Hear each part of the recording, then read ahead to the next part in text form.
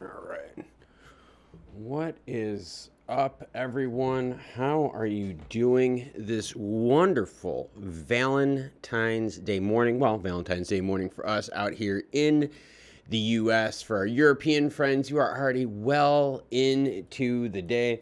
We're going to give everyone just a couple minutes here to log in. I'm going to get a little few things typed up here. If you got a question, I do have my interface set up, so please hit me up in the chats. Let me just say hello to everyone.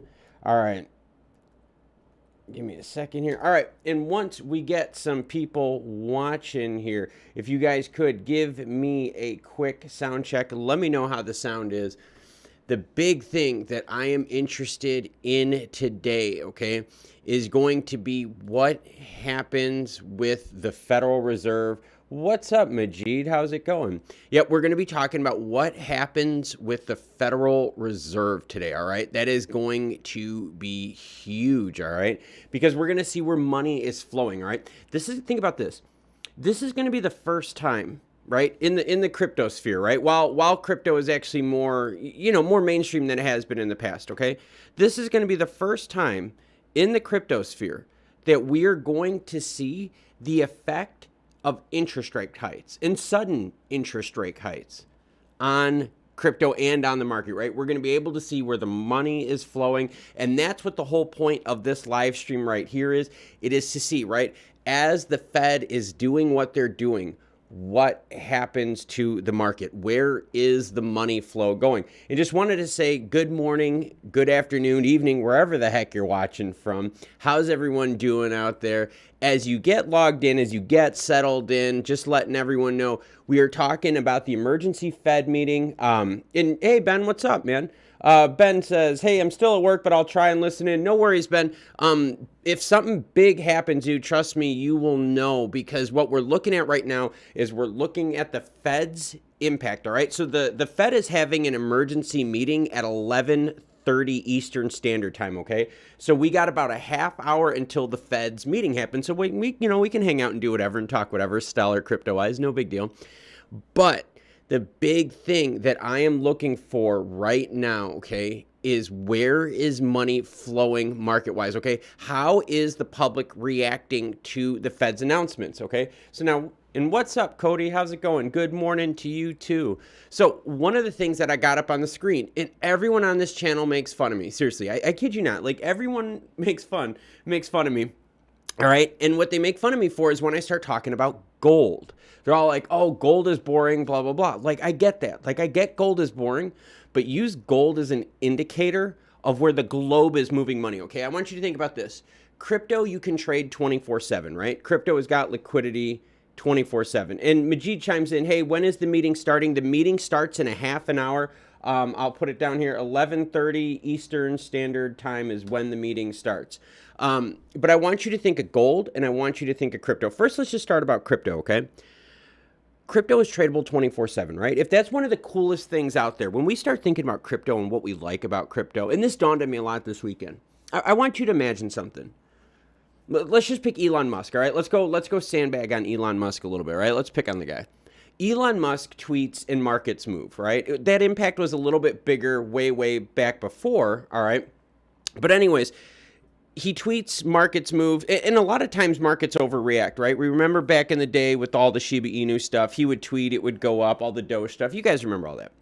Okay, the problem is what if you're a Tesla holder? And I don't know how many of you out there have been Tesla holders, all right? But there was a time when Elon Musk came out publicly and was like, hey, Tesla's worth too much. It's rated way too high right now. Like, he literally said that, and the price of Tesla dropped. Now, the funny thing is, what if Elon tweets something like that on a Saturday, on a Sunday, outside of trading hours, right? Well, then you're kind of screwed. You have to wait. So the cool thing with crypto, right, all right, is that with crypto, you can trade it 24/7.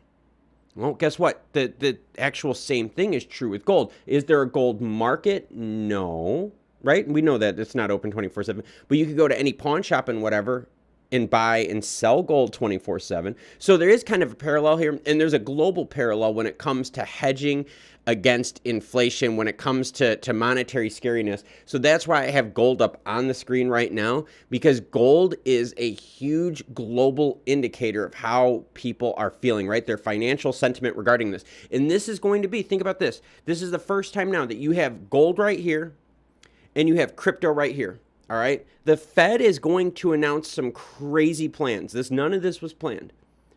So with, right, crypto and gold, your two options right now, where is money going to flow? A lot of people thought, hey, we're going to use crypto as a hedge against inflation. If that's true, then we better see our crypto markets pick up heavily with this. But what we've seen is actually just the opposite over the last few days. We've seen them actually shrink even further and further and further. So, and like I said, the actual Fed meeting starts at 11:30 Eastern Standard Time. I am keeping track of gold up here for obvious reasons, because gold has spiked quite heavily lately. I've got XLM up on here. I've got Bitcoin that I could fire up right away, because we know whatever happens with Bitcoin, right, pulls the whole rest of the market with it. So I've got Bitcoin rolling right now. So we got a bunch of stuff up on here. We'll zoom out just a little bit here for you on Bitcoin. And let me get to those comments here. To the Moon says, Klaus, did you see Coin Bureau's video about how there will never be a crypto winter again due to the maturity of the market space? Wonder if I had any thoughts. Okay, I've watched a bunch of articles. I don't remember if it was Coin Bureau or not, but I did see someone talk about that recently.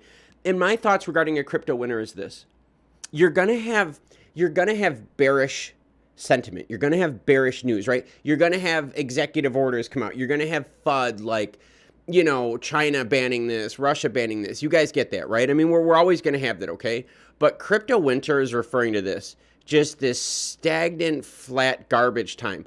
And as much as right now, all right, as much as right now what you see over here on the left side of the screen is very strongly starting to mimic the right side of the screen, the only difference I have with crypto winter is during these time periods here, okay, during this real heavy lull here, right, from 2019 till 2020, all right, I want you to think about that.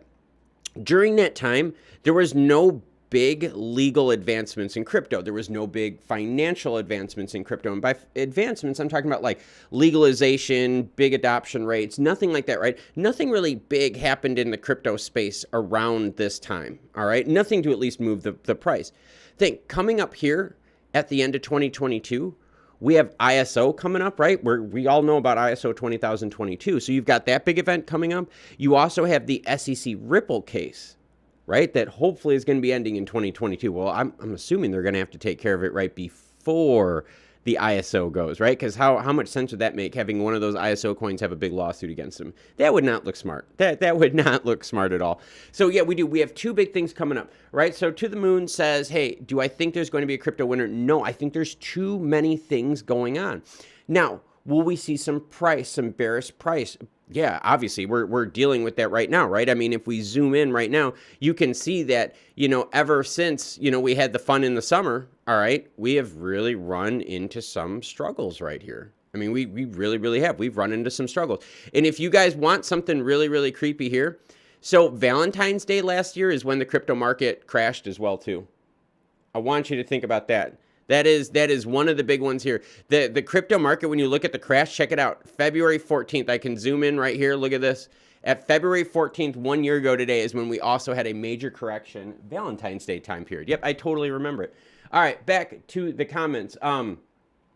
Cody chimes in, gold, DXY, and bonds are good to keep an eye on. Yes, I am huge into gold right now, and I am watching this like a hawk. All right, I use gold as a really big indicator to kind of give me an overall vibe. And let's just go to the 5-year just so you can see what I'm talking about with gold. We had a spike during the Rona during the summer when everyone thought, oh crap, the world is going to an end, right? Since that time, gold has been suppressed with a lot of futures. There's been a lot of futures suppressing gold, okay? But they bottomed out a few times, right? Real close to that 1700 mark. There was a double bottom here that we tested.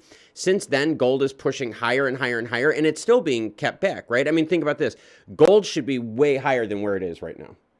Way higher right now, okay? But we know how the futures play the effect on the market. Now, that being said, when these interest rates start going in. Because think about it, the Fed is going to have to raise interest rates. And that's why we're all here today, is because right now, and I've got it up on the screen, right now, fresh figures show that the U.S. inflation rate is at 7.5%. And let's be real here with everyone, okay? When the Fed measures inflation, they're not talking about the stuff that you and I, right, that you and I deal with. A lot of the stuff, a lot of the metrics that go into that inflation number have nothing to do with like our consumer goods. All right, price of gas isn't in there. There's a whole bunch of things that are not in this. But think about this. This is now the fastest inflation rate, acceleration-wise, in 40 years, all right? So the Fed is going to have to do something, and they're going to have to do something real quick here. And so what happened was, right, I wanted to zoom this in, okay? Look at this right here. When it was announced that the Fed was doing their meeting, look what happened to gold. Right away, look at the volume of gold, right? Look at this. Look at the Fed announces their meeting, boom, gold shoots up like crazy. The volume goes with it. And now massive volume, and this is for gold standards, all right? So I don't want anyone to weird out here, but massive volume for gold already this morning, driving the price higher. I mean, we started at 1855, we got up to what, 1872? That's in gold, that's a huge movement. Now look at the same time period for Stellar, okay? So let's go to the 5-day, all right? And let's see, so when the announcement was made, all right, it was made somewhere around here, it was made somewhere around this time. Look, Stellar did just the opposite. Just the opposite. Think about that. Okay, let's overlay these two, all right? So you can actually see what I'm talking about. Because you got to remember, people are using crypto, all right? This is what I've heard this on my channel now for a long time, okay? Is that people are using crypto to hedge against inflation, all right? And I mean, you could see right now, it's not going to be the prettiest thing, but look, you could see since the announcement, right? XLM has definitely dropped, right? Gold, look at, I mean, that's, you see it right here. And that's obviously a dirty chart, but you guys get my point. All right, let's see what else we got in the comments right here. Let's see, Cody says, well put, it's a safe haven when people are fearful. And that's my point, Cody. That is why I track this stuff. That is why I will take the abuse from all the fans out there. Because I know whenever I talk about gold, you guys are like, oh my God, like, Klaus, don't talk about gold. Yeah, but think about it. Look what happened. The Fed announces an emergency meeting, right? Boom, people go into gold. Gold is great for safe haven. Gold is great for inflationary concerns, all right? A lot of people are dumping their money in gold. You could see it. As soon as the Fed announced it, boom, people dumped their money in gold. But as soon as the Fed announced it was Stellar, look at what happens. Just further correction, further crap. See what I mean? So all this time, we thought a bunch of people out there money-wise were investing in crypto to hedge against inflation. And maybe they were, right? Maybe that's how their play was. But the problem is the market as a whole is not doing that. And I think we have our proof right now. I think this is one of the biggest, most pivotal things right now that we're watching is exactly this. When the Fed announced an emergency meeting just regarding interest rates, because remember, that's all this meeting today is about, interest rates. When the Fed announced that meeting, gold took off. Volume for gold increased, as you can see right here. Volume for gold this morning has been through the roof again. Gold shot up in price-wise. But look at what happened with Stellar. All right, and let's go back to that time frame here. So we're going to go at 2:11 at 1:15 p.m. So let's go to 2:11, 1:15 p.m. Check it out. See? So a little bit of a delay, about 5 hours, and then look, the announcement, boom, sells off. All right, that's something that I'm very heavily interested in, because this is something that a lot of us, and I don't just mean in the United States, because remember, crypto is global, right? When we talk about crypto just like gold is global. That's seriously, that's why I really want to stress the importance to people about just don't get into gold. Just at least watch it. Watch it to understand where global money flows. Because right now, money is flowing into gold, and you could see it is certainly flowing out of crypto, at least price-wise, right, on the small scale. Let's get back to these comments. Rob says, hold on, let me scroll up on the comments here. Rob says, the mass of people do not understand decentralized crypto. Gold is still in their psyche and immutable wealth. And it's true. But the thing is, I think a lot of people thought that we would be investing in crypto to hedge against inflation. But the problem was there was fiat money is what pumped this market up. Fiat money is what pumped this. So like all that inflation, which ties into the fiat money, it's almost like the two factors work in the same way. They're not counteracting each other. It's almost like they're working on the same trajectory here.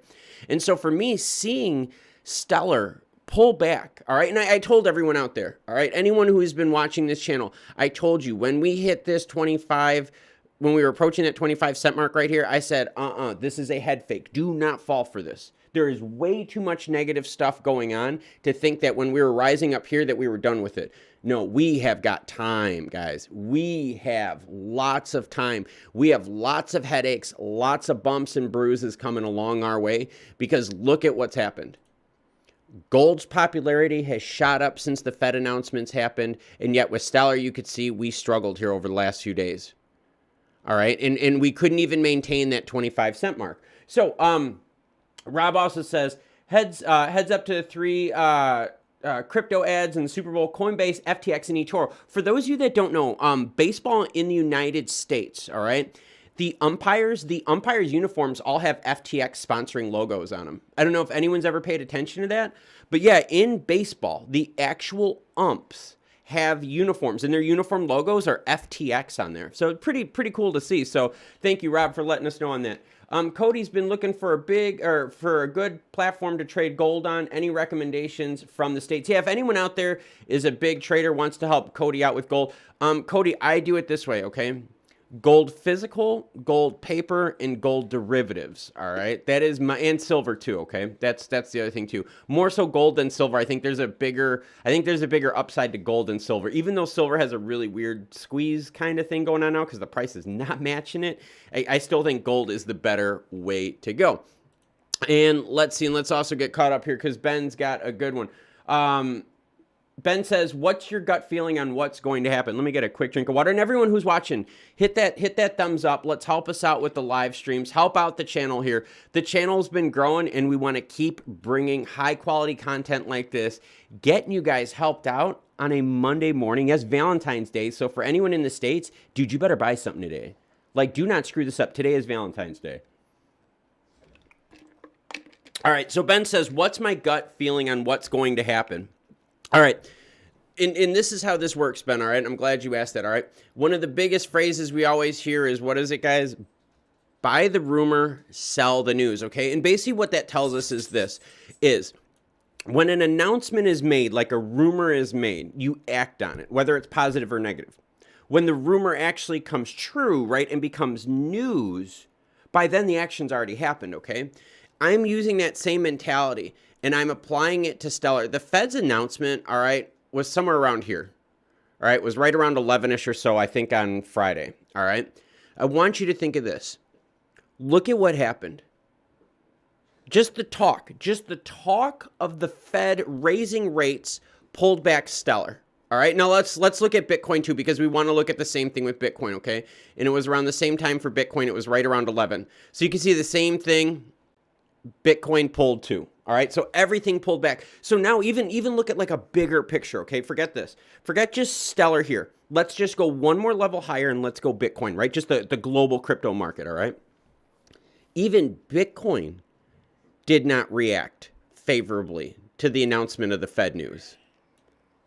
That's not good. That is not good. So Ben asked, what's my gut feeling on what's going to happen? You are going to have some really good prices, because guess what? The more, I'm telling you right now, and a lot of people do not pay attention to this. A lot of channels don't pay attention to it because it's not hot. If gold hits 1900, they had one time last year, right, in June, where they tried to hit 1900 and they couldn't hold it. If gold keeps going, and you could see the path that it's been on the last week, if gold hits 1900 and holds 1900, it is going to pull money out of every market across the globe. All right, so Ben asking what's going to happen, it's going to tie into two things. We know the Fed's going to raise rates, right? That's going to slow spending down for businesses. Hopefully it kind of cools things down on the price. But now money flow wise, okay? The Fed raising rates, look what's happened. It's driven gold up. If gold now starts becoming the rallying commodity, or sorry, the rallying item out of this, and you can call it a commodity, whatever the hell you want to call it, precious metal, right? If gold starts pulling out of this, and gold starts sitting here and gathering attention, it is going to drain Stellar and Bitcoin, all the other cryptos out there. The gold market is massive. It is global. It is old school. It is traditional. It is legacy. It is bigger money than any of us out here want to think. All right. So that is my big fear. My big fear is this. All right. Is that if gold pushes 1900, all right, if it pushes 1900, it's going to capture public attention. And the public attention that it captures is going to pull money away from other items, okay? It's going to pull money away from Stellar. It's going to pull money away from Ethereum. And it's going to bring up that whole precious metals market. The precious metals market, and this is something for everyone out there that hasn't paid attention to this. The whole precious metals market, all right, ever since the Rona, all right? And we all know what the Rona is, okay? Ever since the Rona, this has been the precious metals market right here. All of this. This has been what's happened since the Rona. People have been waiting. You cannot physically buy silver in retail quantities without paying insane spot. That's if you can find it. You can't find gold in retail quantities. A lot of this stuff is not there. It's not available. It's so insanely scarce, right? It's crazy. It's so insanely scarce on the retail level that if gold and silver start making the move, oh my gosh, that will pull money out of almost every market out there. The gold market, okay, and silver market, platinum, palladium, precious metals, okay? And you have to think of oil too, right? Oil is going up big too, right? Oil prices are going through the roof. Let me just bring this one up here. CLF. So let's open this one up in a new tab. Give me a second here. We're going to go to this one. We're going to go to crude oil because we want to talk about oil because this is all tying in to exactly what we're talking about right now. Where is money flowing? All right. So I've got oil up on the screen. Does oil seem to have any idea of slowing down? Oil is now freaking taking off as well. I bought a ton of oil like a month ago, so I'm really, really happy. I'm really, really happy with that. But this is my point. So now if the money is going to flow into oil, and if the money is going to flow into gold on a rally, and seriously, if gold busts 1900, like and busts and holds it, you're going to see an all-time record in gold, and you're going to see people forget about crypto. You're going to see people forget about a bunch of other things out there. Tech could easily go into a scare. All right. And I'm big into your purples. You know what I mean? I'm big into the Teslas. Like, I like that kind of stuff, you know? But this gold, silver, precious metal, palladium, all that stuff, platinum, this market has been so tight, right? This wound up right here is so tight. It is not reflecting fundamentals at all. That seriously, if this breaks, it is going to take everything down for a while. I am telling you that right now. The money globally that flows into gold, precious metals, and oil, I've got oil up on the screen right now because we know what's happening with oil, are going to just drain liquidity out of the market. Because you know what else is draining liquidity out of the market? And that's why we're here right now. Interest rates. Interest rates are going to destroy a bunch of growth for these tech companies. Because think about it. You are now going to be paying more money for capital and development. That is bad. You know? Rob chimes in, and Rob, love the comments, man. Rob says, Cody, I only buy physical gold. I can't understand when people say they want gold for when if all hell breaks out, why would you want your assets in someone else's vault, or even worse, just on a ledger? I bought a bunch of scrap on eBay. That's a pretty good idea. I bought a bunch of scrap on eBay a while back near spot. In fact, some of it was in great condition and my wife wears it. And that's the idea, right? Diversification. We've talked about this on this channel. You are going to have, all right? And we're seeing it right now. We are seeing this play out right now. The meeting is going to start in 10 minutes, and we're going to watch these prices closely because we're going to watch gold, we're going to watch oil, and we're going to watch crypto. We're going to watch Stellar. We're going to watch Bitcoin. All right. And this is seriously what I am concerned with. All right. What I am seriously concerned with is that we have seen when they announced that they are going to have an emergency meeting. All right. Crypto sold off, right? Stellar sold off. Bitcoin sold off. But guess what did not sell off? Uh-oh, crude oil took off. That's my point, guys. Look again, when the Fed made the meeting, look what happened. People jump into those hard assets, right? They're jumping into harder commodities. They're jumping into, all right, money flows in markets, all right? It does. It flows in big chunks, okay? It does. And you see people ride waves, okay? For the longest time, we've been looking at oil, and we've been looking at oil going, you know what? Is this sustainable? Like, is this price sustainable, or is like the Green Initiative going to suppress this a little bit? And loving the support on the channel. We've got 56 people watching right now. Thank you, everyone, for watching. Hit the thumbs up, but we're going to keep talking, and don't you worry. And if you got questions, hit me up in the comments. I will gladly get to them. But look at this, right? We all thought, hey, wait a minute. Is crude oil, right, in the winter? We were like, oh, okay, is it going to kind of slow down here a little in 2021 into 2022? But no, oil is taking off even more. Gold is taking off more and more and more, all right?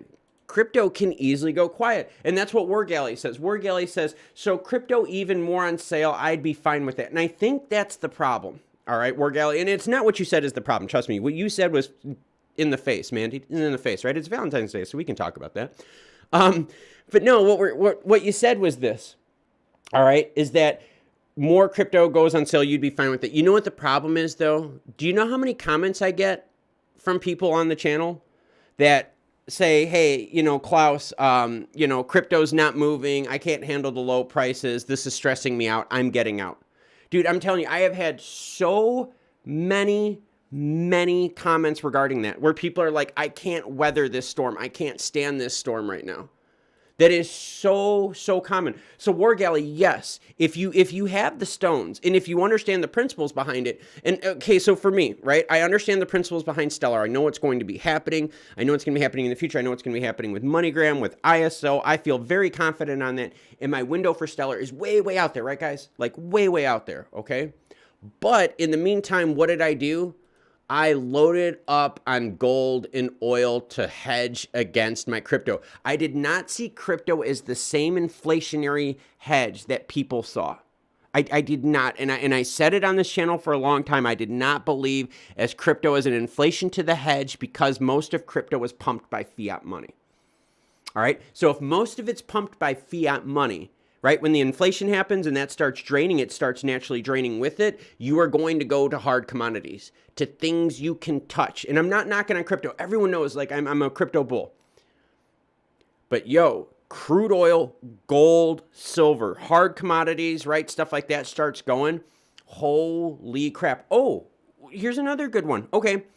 Ben and I talk about this a lot. We've emailed quite a bit back on this, the housing market and housing prices, okay? So where I live in South Carolina, I live very rurally, all right? And I love South Carolina. I live actually by Clemson. If anyone knows, like, football, I live really close to Clemson. So anyways, the market out here, just to give you an idea, has gone up 30, 40, 50% on same, like, year-over-year home sales where we live, all right? During the summer, housing prices got crazy, all right? A piece of crap. I swear to God, and mind you, I live rural, okay? Like, I live in the country.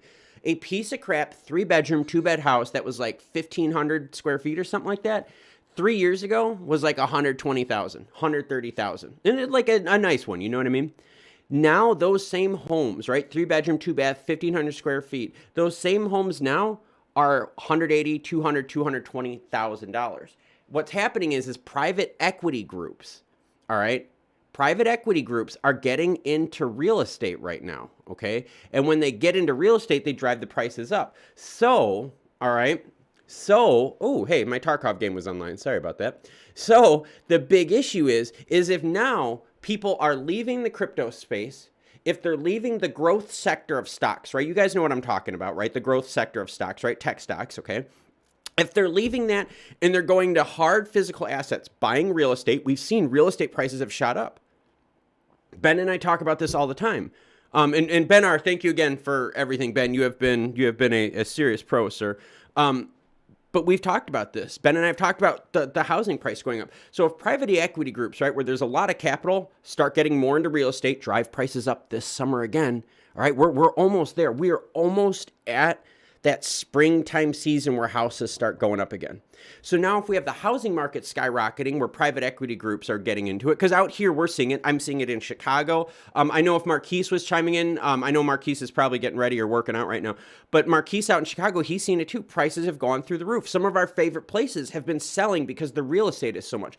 So private equity money is flowing into your real estate, right? We've also seen lots of money flow into oil. We've seen it flow into gold. We've seen it flow into silver. All right, there's a trend here. There's a definite trend here. It's flowing into harder assets right now. Since December, November, yeah, I'd say since November. I'd say November. We haven't had like a market leader, have we? I mean, think about it. Like y'all are watching this, right? I mean, like think about this. We haven't seen who's been your market leader or what sector, right? I mean, there's been individual like winners out there, but who's been the market like leader? No one.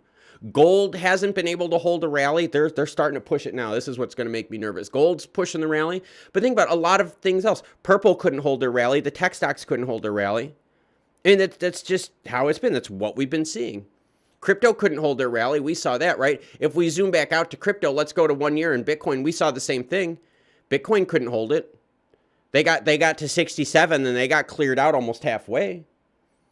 So the money's flowing, and what it appears to be, right? So if you look at like a Bitcoin high in November, all right? I just want you to look at a Bitcoin high in November, all right? And then let's do this. Let's look at oil. See, so oil is now just the opposite, right? Oil has gone up since that time period where Bitcoin itself has gone down. All right, there's a real good comparison right there. And let's do this. Let's just real quickly, let's throw this in with Bitcoin just so we can see, and we'll make Bitcoin blue. That's what I'm saying. Look at what's happened since November. All right, this tells you your story for the market. All right. If you want value, right? If you guys want to watch channels that have value, all right, get past all the fluff, get past all the, oh, we're going to the moon, all this crap. Just get rid of all that crap. Like watch like a legit channel where people actually like break stuff down and interact with people. Look at what I got up on the screen. All right, I've got crude oil in purple. And the reason those are hash lines is because trading market shut down on the weekend, okay? And I've also got Bitcoin in blue. All right, so since the November high of Bitcoin, look where the money has flowed. Look at that. Money has flowed out of Bitcoin, out of crypto, because we could say that. Let's be real here with everyone in the group, okay? No, you are not late at all. The Fed's meeting starts at 11:30, Stefan. No worries out there. But seriously, think about this. Look at what's happened. All right, and you know what I got to do, guys? And seriously, we have to shout out Ben for this because we have cool toys on the channel, and we got to start using these toys more often. So let's do that. Let's fire up my pad right here. Let's get the white pad going because I want to start talking about what we've got going on. Let's see, and Rob chimes in, the volume of the drop is fairly low during this recent drop. It doesn't really indicate real prices when more get in. Now is the time to hold and buy. Selling and taking losses does not make much sense. No, and I don't think you're going to see many people taking losses. And the reason is because why would you take a loss now knowing that the year is already over, right? So let me clear my canvas here real quick. Hey, come on, guys. I'm trying to clear my canvas. All right, cool. So what I want to do, all right, is I want to show everyone on the screen, this is what I am wondering about right now. And I think this is where, if you know it's coming in the future, and I think we do, I really do. I think everyone who's been watching this channel, I think we have a really, really good stronghold on what is going on right now. So let's look at this same chart up on here, and let's screw around and let's draw a little bit. All right, guys, let's do this. All right, so here we got gold, right? And we've got oil, okay? Oil is in purple, right here. All right, gold or Bitcoin is in blue. Look at what happened. Since here, you have seen more money flowing into oil, more money flowing out of crypto. You can totally see a difference here. Totally see a difference in the movement of money. And in fact, what you could see is as time has gone on, okay? As time has gone on, the discrepancy between the two have increased. Money has flowed more and more away from crypto and more into harder commodities. Now you're like, well, wait a minute. Is that true with everything else? Well, let's just take a quick look at that, okay? I think we've seen the same thing with gold. Same thing with gold, right? We had a little mini run in gold in November, And now we're running it back. She's trying to run again. And back up, let me see. I want to make sure I want to get to some of these comments here because you guys had some really, really good comments. And thank you, everyone, for chiming in and watching this. Let's see. Cody says, I had a real good physical on gold before subprime crash. Mine was all small chunks that looked like dental filling. And that, dude, hey, gold is gold, man. Gold is gold. Don't even worry about that. To the Moon says, this is what needs to happen. Tens of thousands of shitcoins need to go to zero. Thank you, To the Moon. I'm so glad that you said that because that is part of the problem. Part of the problem is the crypto market is so saturated with junk. Where do you put your money in, right? Go back to .com. I mean, seriously, go back to the .com area, the .com boom. There were so many things to pick that people were just throwing darts at the board. It's the same thing with crypto, right? So if we flush a bunch of these out, money is going to, instead of being able to flow to a whole bunch, money is going to flow into what? Just a few. And that's what we're looking for. We want to see what happens exactly with that. And let me just zoom in real quick here, just so we can kind of see what's going on. We're going to go to 1 day. And then what we're also going to do, we're going to switch this, and we're going to switch this to colored bars. All right, cool. Here we go. Now I've got a better visual here of what's going on. Let's see. David Baker chimes in. I love the analysis. Would love to hear what other crypto are looking at acting on this market goes bear. Yeah, I want to know what else is going to move the market when the market goes bear. Cody says crypto inflation hedge was a silly narrative. It was a silly narrative, Cody, but they sold a bunch of people on it. And what happened was as they were selling, and you guys seriously, like I take the heat. I really, really do. Y'all know I take the heat on this, okay? What happened was, okay, is when people were selling the narrative, all right, of crypto is where we're going to hedge for inflation, people were buying into gold. People were buying into oil. That is what, you could see it right here. That is what was happening. They were buying into those things. People were not buying crypto, right? That was the narrative that was told to us, but that is not what really happened. The real money that came in was in hard commodities. To the Moon says, I agree. It's the private equity groups causing the problems with real estate to boom. I never believed that the demand from WHF narrative and people moving away from urban sprawl. You know, what's interesting about that, To the Moon, is private equity groups are getting into everything. The industry I was in before was heavily into private equity groups. In fact, okay, so I worked for the largest manufacturer in the world in that industry, all right? That is my big thing. I worked for the largest manufacturing in the world for that industry. They owned like everything. Our biggest fear was price because of private equity groups. If a private equity group wanted to come into our market space that we were in and build their own laboratory manufacturing facility. That was our biggest fear and we were the biggest. I mean, when I left the company, I think the company's value was like 60, 70, 80 billion. They have since purchased like their second biggest competitor. It's so crazy. But when you think about that, we were worried about private equity groups. Private equity groups, right? People are gathering their money, right? Gathering their funds together, and they're making big hits. Real big hits, all right? And these private equity groups that we got going on, all right, they're driving up the prices on everything. We've seen it on oil because private equity groups are getting into the fields now. They're also getting into gold. We've seen private equity groups get into crypto mining. I mean, they're all over. And private equity groups, yes, they have destroyed real estate. In out here, okay, where I live rurally, we are seeing more private equity groups come buy homes and turn them into rentals out here. If they're in my neighborhood doing that, I guarantee you they are in yours. They are all over the place just exploiting the best deals right now. All right, back to those comments.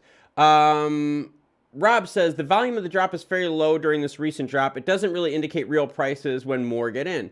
And that's extremely true. Sniff chimes in, and what's up, Sniff? Glad you are here and glad you are joining us this morning. Sniff says, there's a stock I'm invested in called Global Partners LP that yields 8.6 dividend. It's a company that owns terminal networks of petroleum products in the Northeast. That is, I got big into oil here. And the reason I got big into oil is because guess what? I knew hard assets were going to take a roar. They were going to happen. They were going to rip roar. End of story. It's just how it is. There's a lot of people out there and everyone knocked on gold. Oh, gold is so boring, blah, blah, blah, blah. Gold moves the world. And check it out. Look at, since the announcement of the Fed, look at the sharp increase in price on gold.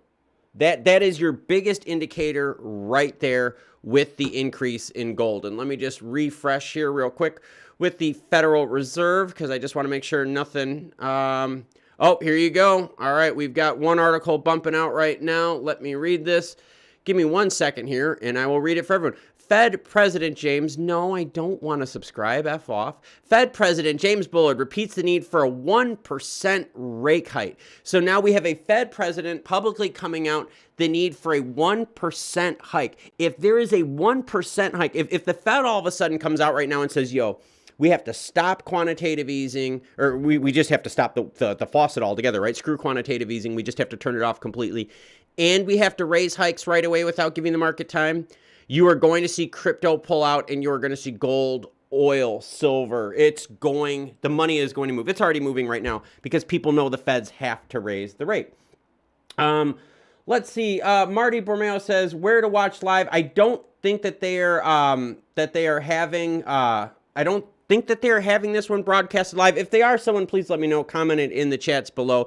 This was an emergency meeting. They usually post notes after. If you go on the Federal Reserve site, I got it up here, you can actually go and you could find their notes as soon as they talk, which that's kind of what I'm waiting for right now. But the biggest thing that I'm doing right now is I am seeing how is the market reacting right now to us talking, right? As we are talking right now in this sphere, what is happening to the market, and we're seeing it right now that obviously crypto as a whole has sold off more, where we've seen gold itself has picked up way more here. Let's see here. All right, so back to the comments. Ahmet Gard says, how long to the meeting? The meeting has started right now. It is 11:37, so we're waiting to see if anything comes out of it. Sniff says, Michael Saylor might have to sell his home and move in with Peter Schiff. Yeah, Michael Saylor.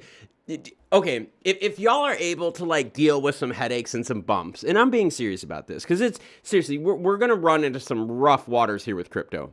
We really are. If gold, oil, all that stuff takes off, right, because the Fed doing this, we're going to be in buying season for crypto.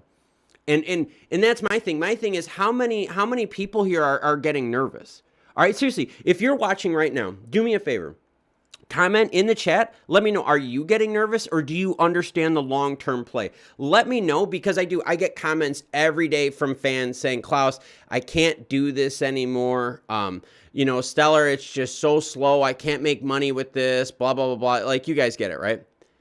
That is what I have been hearing with Stellar lately. So let me know, is that something that you guys are feeling too? So let me know in the comments, are you nervous about this? Because from what it looks like right now, it looks like we are going to have some time here going forward, all right? And the reason we're going to have some time is you have inflation, right? Think about this. Even if the Fed, all right, just roll with me on this. Even if the Fed, let's just pretend, were to tomorrow raise rates 50 basis points, right? Think about that. The effect wouldn't happen right away, right? It has to take some time to get to the markets. So if right now the US is hitting an inflation rate at 7.5%, all right?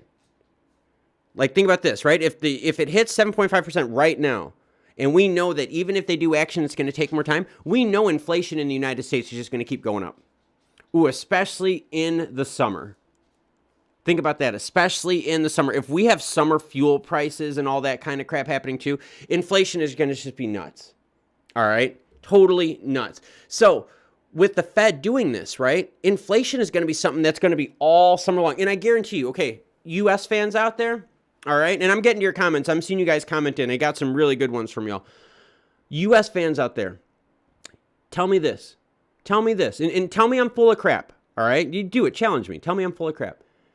The way inflation is going right now, tell me that that's not going to be used as a political target come this midterm election.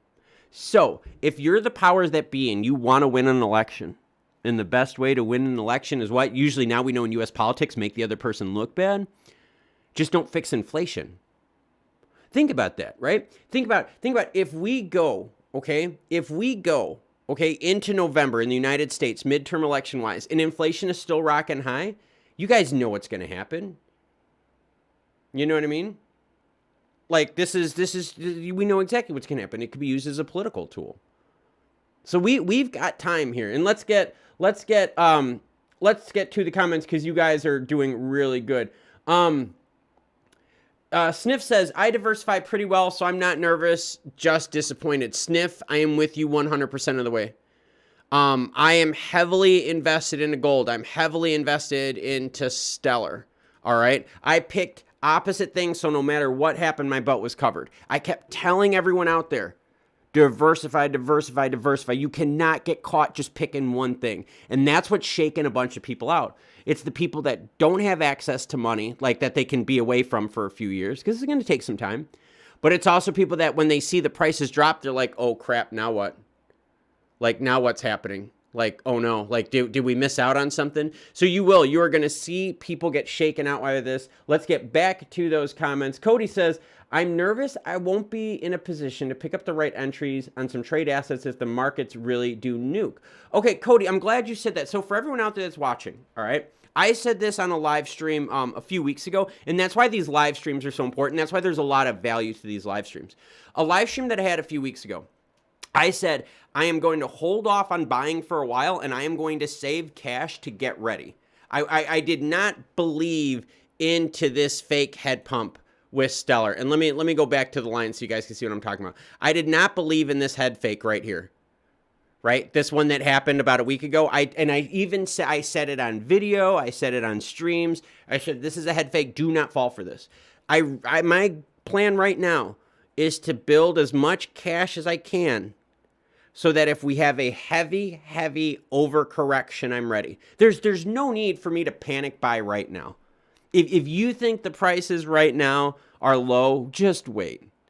Just wait. Just wait on an overreaction from Biden's executive order, because you know the markets are always overreacting right now. Everyone is freaking out right now, right? Because you got interest rates freaking people out. You got market overreaction. You've got prices of oil going through the roof, home costs going through the roof.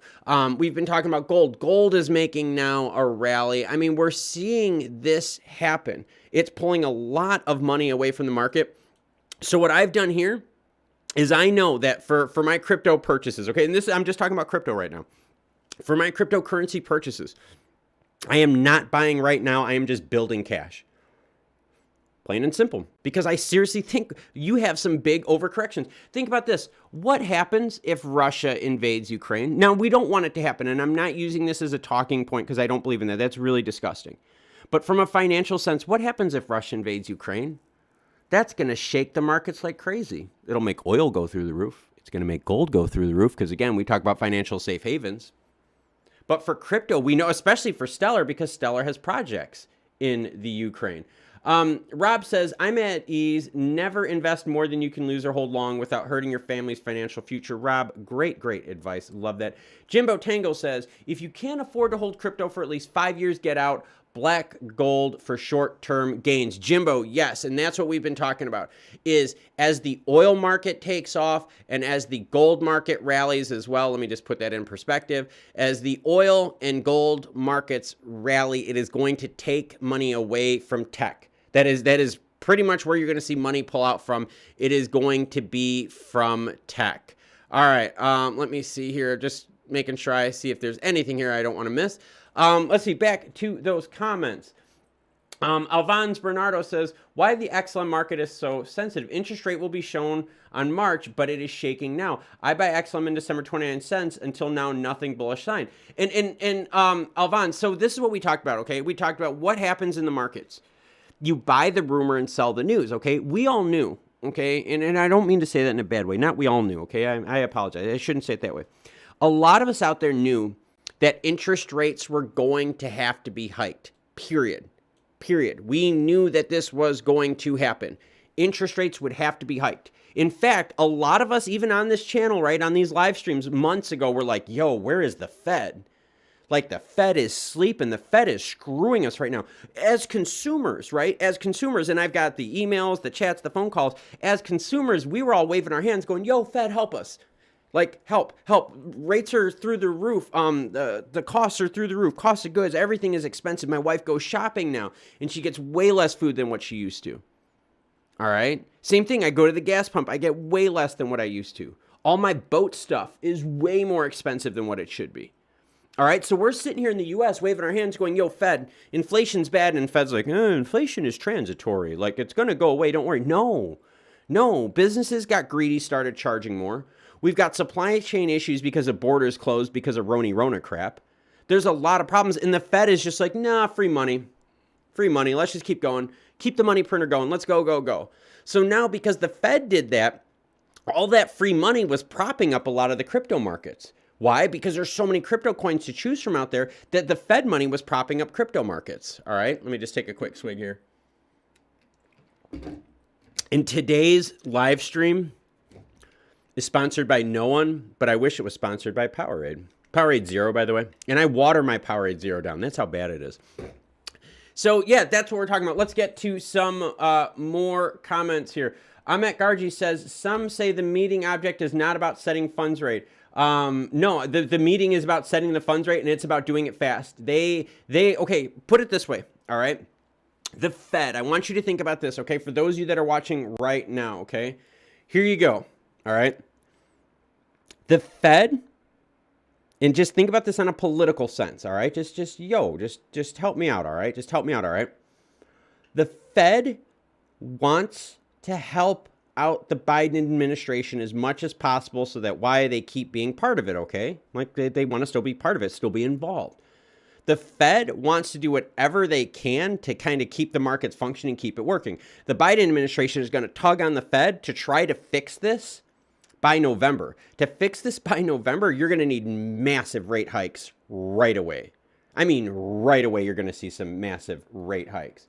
Ron Delaney chimes in. Hello, room. What's up, Ron? How's it going? BY777 says absolutely long-term, yes. Abso-freaking-lutely, this is long-term. Why? Because seriously, people think about this. Oil and gas prices are through the freaking roof. Look, there is no sign of oil slowing down. Look at this. This is since the low of December, all right? Oil is on a tear. Gold is now on a tear over like the last month, all right? If oil keeps going the way it goes, and just remember in the United States, we have got summer hurricanes. You guys know this. We know the news story. We know the cycles.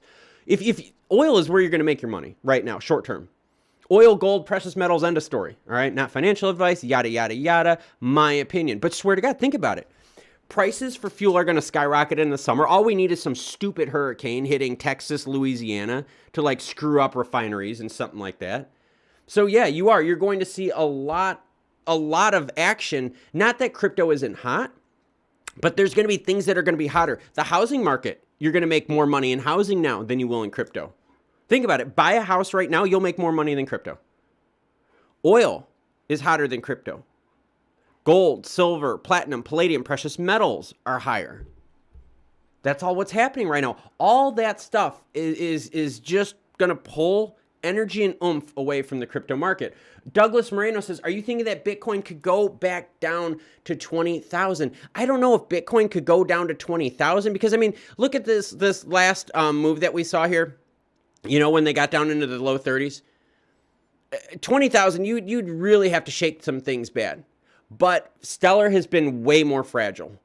Way more fragile. Stellar could easily get into the 10, 12, 13 cent range. Easily. A simple overcorrection could take Stellar down to that 10, 12, 13 cent range. No issue. As far as Bitcoin to 20,000, I think you'd really have to have some issues with that. But then again, it's possible because think about this. Who's going to give a crap making money on Bitcoin if now that big money starts going into oil? All right? And that's kind of what I'm looking at right now. I'm looking at this seeing there is a sector. There are sectors starting to separate themselves. Precious metal, commodities, housing that are taking money away from crypto. We've seen it. Stop, you guys. Sorry, I got my dogs here playing acting bad right next to me. Let's see. Cody says, besides gold, how else can you hedge cash? You want to put it into things that are going to beat the inflation rate. Put it that way. All right. You want to beat the inflation rate. That is how it goes. Sniff says, someone told me that ISO coins will be used as stable coins for precious metals. I have heard that how many times, Sniff?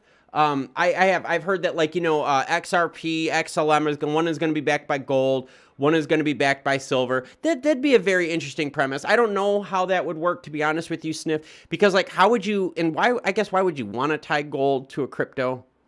I don't know, or silver to a crypto. I do kind of wonder about that, like where people get that kind of excitement from regarding that. But I have heard that plenty of times, Sniff.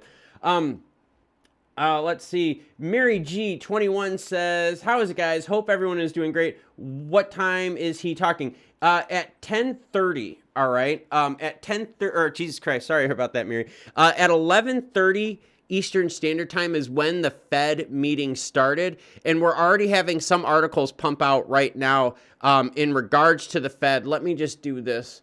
Give me a second here. Let's go to home and let's see if we can bump up something with the Fed. Sorry, my guys, stop. Sorry, I got my two doggies here are being kind of a spaz, man. Let's see, I'm just waiting right now for the Feds, and I'm also waiting to see if price correction happens. That's been the big thing that I've been really looking at right now, is what happens during this meeting. Let's see. Let's see. To the moon, retracted a message, got it. Lumen Technologies, if you like stonks. The Facebook whistleblower is also trans. Vegan Habibi Justin saying, good morning from Cali. What's up, Justin? How are you doing? At Party Farm says, oh yeah, my stellar target is about 13.5. Yeah, Party, that's what we were talking about on here, is exactly that. You could easily see stellar pulling back to that 10, 11, 12, 13 cent mark. That's not going to be hard. Remember, we're dealing with the Fed right now, right? The reason of this live stream, and sorry, my dogs are, you guys, stop. Like, people can hear you on the mic. Stop, doggies. The reason that we're doing this live stream is because the Fed is now having an emergency meeting regarding interest rates. We know they're going to raise them. If you don't think the Fed's going to raise rates, I don't know what you're thinking. The Fed has to raise rates, and they have to raise it very, very soon and very, very fast to stop the bleeding. All right? Let's see. Rob Radnich says, inflation is a way to keep the money flowing up to the big money. Theft of the working population. I'm pretty sure big money is not changing their dining plans and vacations. They can buy the dip. And Cody, thank you for that. I greatly appreciate that. So even though the dogs are freaking me out a little bit behind me, you guys, come on, I'm going to kick you out. Hey, go find your ball. Go out there and play. I don't want to play with you right now. Sorry, the dogs get a little antsy if I don't do it. And Cody says, thanks for great analysis and insights. Cody, thank you for the donation to the channel. The donations to the channel are huge. It helps keep the channel going, because I can tell you with YouTube, in terms of monetization regarding views, YouTube does not pay a lot on views. I'm telling you that right now. So the donations, the super chats, the super stickers, all that kind of stuff from you guys is a huge help, and I greatly appreciate it. Cody, thank you much for that. So let's see. Rob, and I want to hit on Rob's comment, all right, is the same thing. Inflation is a great way to keep money flowing up to big money. That's a really good way to put it, Rob. That is seriously, that's a really good way to put it, because we know they keep buying the dip, and that's, I think, where people are getting panicked, right? How many of you that are watching right now are going, I don't have any more fiat. Like, I'm out of cash. I don't have any more buying power, and yet prices are so low. You can't, you can't dollar cost average, right? I mean, that's just, you can if you don't have the cash. And I think maybe that's where the concern is. So my strategy, seriously, it's building cash. I mean, honestly, like, seriously, everyone out there who's listening, oil is not going to get cheaper. I've got this chart up on the screen right now. Don't sit here, or actually, you can chat me and tell me oil is going to be cheaper, okay? You can, all right? You can totally tell me that oil can get cheaper, but you will be wrong. I mean, you would be totally wrong. Party Farm says, and hey, Trey Trillionaire, how's it going? Glad you made it. And Levels of Madness is here too. This is awesome. Party Farm asked a really good question. How does raising the rates affect the market? Can you explain that? Okay, here you go. Raising rates in the market, okay? Interest rates, when businesses borrow, all right, they borrow at X%. And recently, Mary G, that's a really good question. I got to figure out a way to set that up, but thank you for bringing that up. I got to figure out how to do that. But Party Farm says raising rates affect the market. Okay, so right now businesses are getting loans super, super cheap. All right. The Fed has had rates near zero for a long, long time. So that means like all these businesses, right? If they want to do like hyper expansion, they can borrow money now at like pretty much 0% interest, right? It's really cheap. Okay. So if a business is going to expand, they want to expand while they're paying the least amount as possible for that interest. All right. So now when the Fed raises the rates for every $1,000 that that company is borrowing, now maybe they have to pay $10, $20 more in interest, $30 more in interest, right? Over time, right? Like just compounded, okay? So now start taking that and extrapolating that into these big billion-dollar loans, $100 million loans. If rates are up 1%, it really screws you up. Think of housing, all right? I know, again, I'm gonna go back to Ben on here. Ben R and I talk a lot about housing. For anyone out there that's shopped for a house lately, how much does your buying power get affected if the interest rates on the house, all right, and Trey Trillionaire, perfect suggestion. But seriously, how many of you out there have been looking at home buying? And when you look at the rate calculator, right, when you're looking at a home loan at like 3.5%, do the same buying power at 4.5%. All right, actually, let's do that. Let's do that as a thing. I think this is going to be really cool. Let's go to home buying power. Let's see if we can do this. Okay, we're gonna try to do this. I don't have one handy, but we're gonna do it. We're gonna see. Let's see, home buying calculator. Let's just see how expensive we're gonna purchase a home. Okay, that's what we're gonna do, guys. We're gonna purchase a home right now, and I'm going to show you something. Actually, let's do this. I'm gonna go. I know how to do this. Home loan calculator. Okay, this is okay. So for levels of madness, all right, and for Party Farm, actually, you wanted to know how do rates affect it. Let's just pretend we're buying a home, all right? If we buy a home at 3.5% interest rate, our monthly payment is $1,010, okay? So think about the Fed, all right? I want you to think about the Fed this way, all right?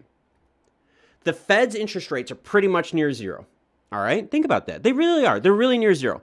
But now what if the Fed has to increase the rate by 1%? So now we take this 3.5% and let's blow this bad boy out to 4.5. Look at the payment.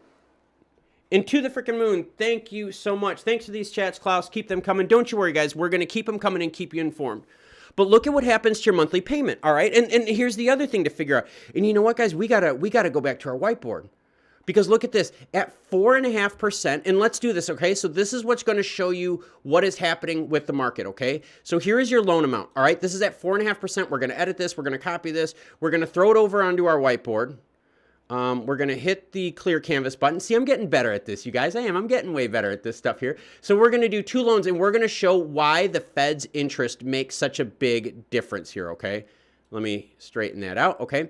So this is our first loan, all right? And you have to apply this to the Fed. This is the same thing. So we're going to do a loan at 4.5%, and we're going to do a loan at 3.5%, okay? And we're going to take them, we're going to copy and paste them, and what we're going to do is we're going to compare the two because I'm going to show you how big of an effect this has on the market.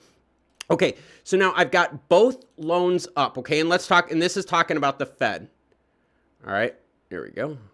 There we go. Okay, now you guys can see it. Hopefully you guys can see it, all right? So I have two loans up on the screen, and thank you, Vegan Habibi Justin. I totally appreciate that. You guys are really good. And Vegan says, I really feel a recession is coming soon. Is it going to be a recession, or are we going to see money flow somewhere else?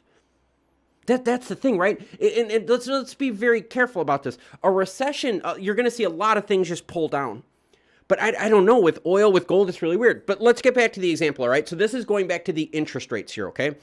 And I've got it up on the screen, all right? And so this is what's so important about the Fed and interest rates. We're just buying a house, okay, guys? We're not a big business. And remember, most of these businesses are taking hundreds of millions, billion-dollar loans, right, to expand, okay? That's how they expand.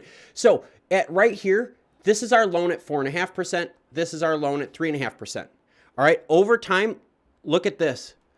Look at the difference, guys, in how much money you spend. That same loan, right, a 3.5% loan at $225,000. Your total payments are $360,000. Check that out, $360,000. If you raise your interest rate by 1%, and this is what we're talking about right now, right? The Fed's raising interest rates to kind of cool down this inflationary heat. If the Fed raises the rate by 1%, a 1% rate increase on a $225,000 loan is an extra $50,000 out of pocket in the life of the loan. Now think about that in relationship to companies investing billions. right? Think of loans, right? I mean, think about this. Look at the difference here. Your payment itself is even almost 10% higher, right? Your difference between an $1,140 payment and a $1,000 10 payment. Yo, that's like 11, yeah, that's 11.3%. That's pretty good. That's mental math right there. 11.3%. Good job, Klaus. That's crazy. That is super crazy. So seriously, so when the Fed raises these rates, look at how much more, right? I mean, because that's kind of something we have to start thinking about. Look at how much more you pay over the total of the loan. Way more when the rates go up, and your monthly payment gets messed up. Okay, so now I want you to think of everything that's tied in to rates. Credit cards, variable mortgages, some student loans. So as interest rates go up, everyone's payments are starting to go up, right? Think of your credit cards, right? A lot of credit cards are tied to prime. Like, geez, a lot of them, I'd say like the overwhelming majority of them is tied to prime. Let's be real here. So now if your credit card interest rates start going up, that means there's less money that is flowing into the market. There's less capital that can go into the market. And now let's do this, all right? And to the freaking moon, you've got the right idea. It says the problem is they really need to raise the rate by 5+ points. Does anyone out there, and I'm going to let you guys do this. I'm not going to answer this, all right? I am not going to answer this, all right? I'm going to let you answer this. Who right now has been one of the most aggressive countries out there raising rates and has kept rates high? I mean, way high, where the president has come in and just said, boom, that's it. All right, I'll let you guys answer that in chat. Who has been that country, okay? But when we start talking about why this interest rate hike is crazy, let's do this. You guys want to do like a really big loan? All right, let's do this. You and I, we're going to start a company. Hey, I want to do a bigger loan than that. No. Let's do a bigger loan. Let's do this. Let's do a massive loan. Screw it. Let's go jumbo. You guys ready? Let's go jumbo loan calculator. You guys ready? Because I'm going to show you guys how much of an impact just one loan. Watch this. All right. So let's go to a jumbo loan calculator because we need to go big. We need to go real big here because you guys are going to see how crazy this has. Give me a second here. You know what? We want loan calculator with amortization. All right. Give me a second, guys. Loan calculator with amortization. That's what we want. All right. Because amortization is huge. All right.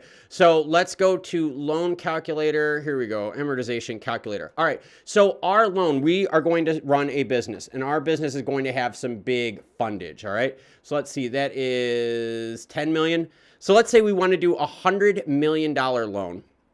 All right. That $100 million loan at 4% costs us $133 million in total.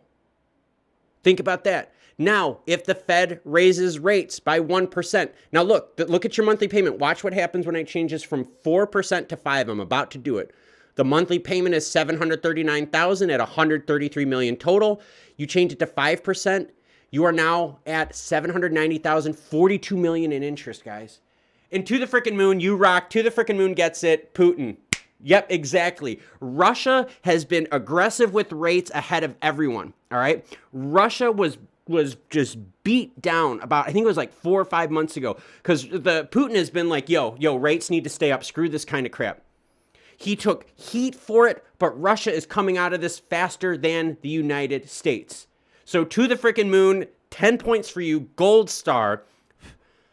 Like legit, Putin. Yep, that's the answer, Putin. Putin has been the one president out there, all right, above all the others who has been one of the most aggressive publicly regarding rates. And it's huge. So I want you to look at these examples though. And now, so look at the amount of interest, right?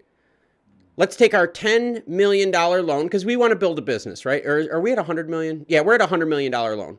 At $100 million loan at 3% interest, our business would only pay $24 million in interest, okay? But if the Fed raises rates and your loan is tied to rates, look at what happens. Now we're paying $42 million in interest. All that extra interest, right? Think about this. All that extra interest, right, by the Fed raising rates takes money away. It's going to interest now. All right. And that's the thing. Most of these businesses out here that have been expanding recently, the reason growth stocks, right? The reason why your tech stocks were going crazy is because when the Fed started lowering rates, these companies were borrowing, building, and just blowing things up bigger and bigger and bigger because they were getting money cheaper. But now that the Fed has to raise rates, as you guys are seeing as the example on the screen, there's going to be less free capital flowing around in the market. Why?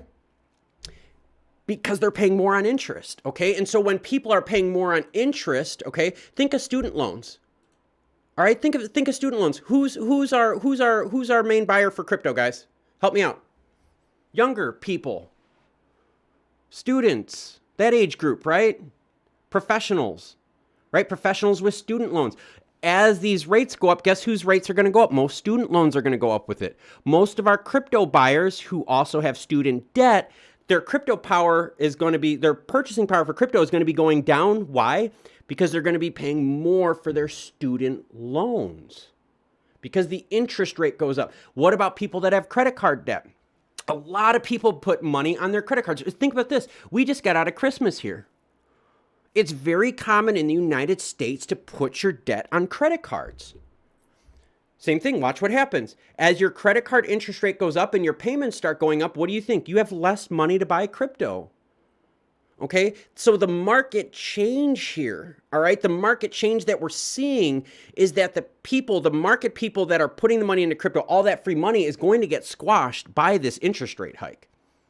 It is what is going to happen. End of story. Interest rate hikes are going to happen, and they are going to happen faster than anything else. And let me just put in, I just want to see if anything is coming up on the Federal Reserve real quick here, just for business and banking.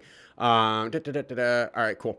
But think about that. All right, this is big. We also now have people in the Fed. Okay, who is this? This article came out super early this morning. Fed President James Bullard repeats the need for a 1% hike to tame inflation. So anyone out there, don't answer, all right, because it's private stuff, all right? It's personal stuff. I got your guys' back. But how many of you out there have student debt loans? How many out there have credit card payments, variable interest mortgage rates? All of those are about to go up as soon as the Fed cranks rates up. So if all of your loans, all of your business expenses are tied to a variable rate, as that rate goes up, everything is going to start going up price-wise. So now in the summer, think about your summer, okay? Let's keep talking about this. The summer, as gas prices go up, home prices are going to skyrocket again. Just you wait. Just you freaking wait. Home prices are going to blow through this summer one more time. I'm already seeing it right now where I live. I live south. Just for those of you that don't know, I live pretty far south. The south market, we are already starting to turn up. Our weather is already starting to break. I have flowers already, guys. I do. I already have flowers in my backyard. I'm super happy. Home market's already starting to accelerate. So you've got money that's going to flow big into oil. We've seen it. Don't tell me it's not going to happen. I'm sorry. The price you're paying at the pump right now is nothing compared to what you're going to be doing in the summer. Plain and simple, guys. So you're going to be spending more on gas. You're going to be spending more on food. You're going to be spending more on housing, spending more on your loans, your interest rate stuff, right? Student loans. Boom. Because you're spending more on all of those things, where is money not going to go? Into the crypto markets. All that free floating money, right, which is going to be your big hitters, is going into crude. You could see it on the screen. It's going into gold. You could see it on the screen. Ooh, MoneyGram, man, MoneyGram's making a nice move. Hey, MoneyGram. But it pulls out of the cryptos. And that's the whole thing. So if you know, right, if you're watching right now and you're like, yo, I'm nervous, blah, blah, blah, I get that. But understand that not every sector always just takes off 24/7. As one sector starts cooling off, sector B starts taking off. And that's why your best investors out there, your best people out there, they don't try to just pick one winner. They spread out amongst the market. They pick different sectors to put money in. So as one thing goes down, something else goes up. And I've told you about that. I've told everyone who's been watching this channel for the longest time. I even made videos about gold. No one watched it. Like, I kid you not, no one watched it. It had like, each video had like less than a couple hundred views because people are like, yo, this is boring. But I made videos about gold saying, hey, you have to watch these things because what's going to happen is people think crypto is hedging inflation. No, gold is hedging inflation. So what happened was crypto got squeezed out during the inflation worries. Gold now starts spiking. Same thing with oil.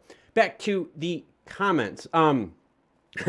Yeah, to the moon. Seriously, to the moon. Seriously, is like gold star. Like seriously. And thank you, Justin, for saying that. I'm gonna use your statement because I love how you said that. But to the moon said the same thing. Putin said 9 points, deal with it, and more coming. That's exactly the thing. All right. I'm not going to get political. Just hear me out, guys. All right. This is not political. This is just like a global big picture thing. Okay. Global big picture. Just hear me out. The countries that have gotten into something first have been the countries that have made it. Okay. Over the last 15 years, China has invested heavily into Africa in like diamond and gold mines. It's true. They have been ahead of everyone else. Think of countries that have been shut down for the Rona and still remain shut down. Their tourism economies suck.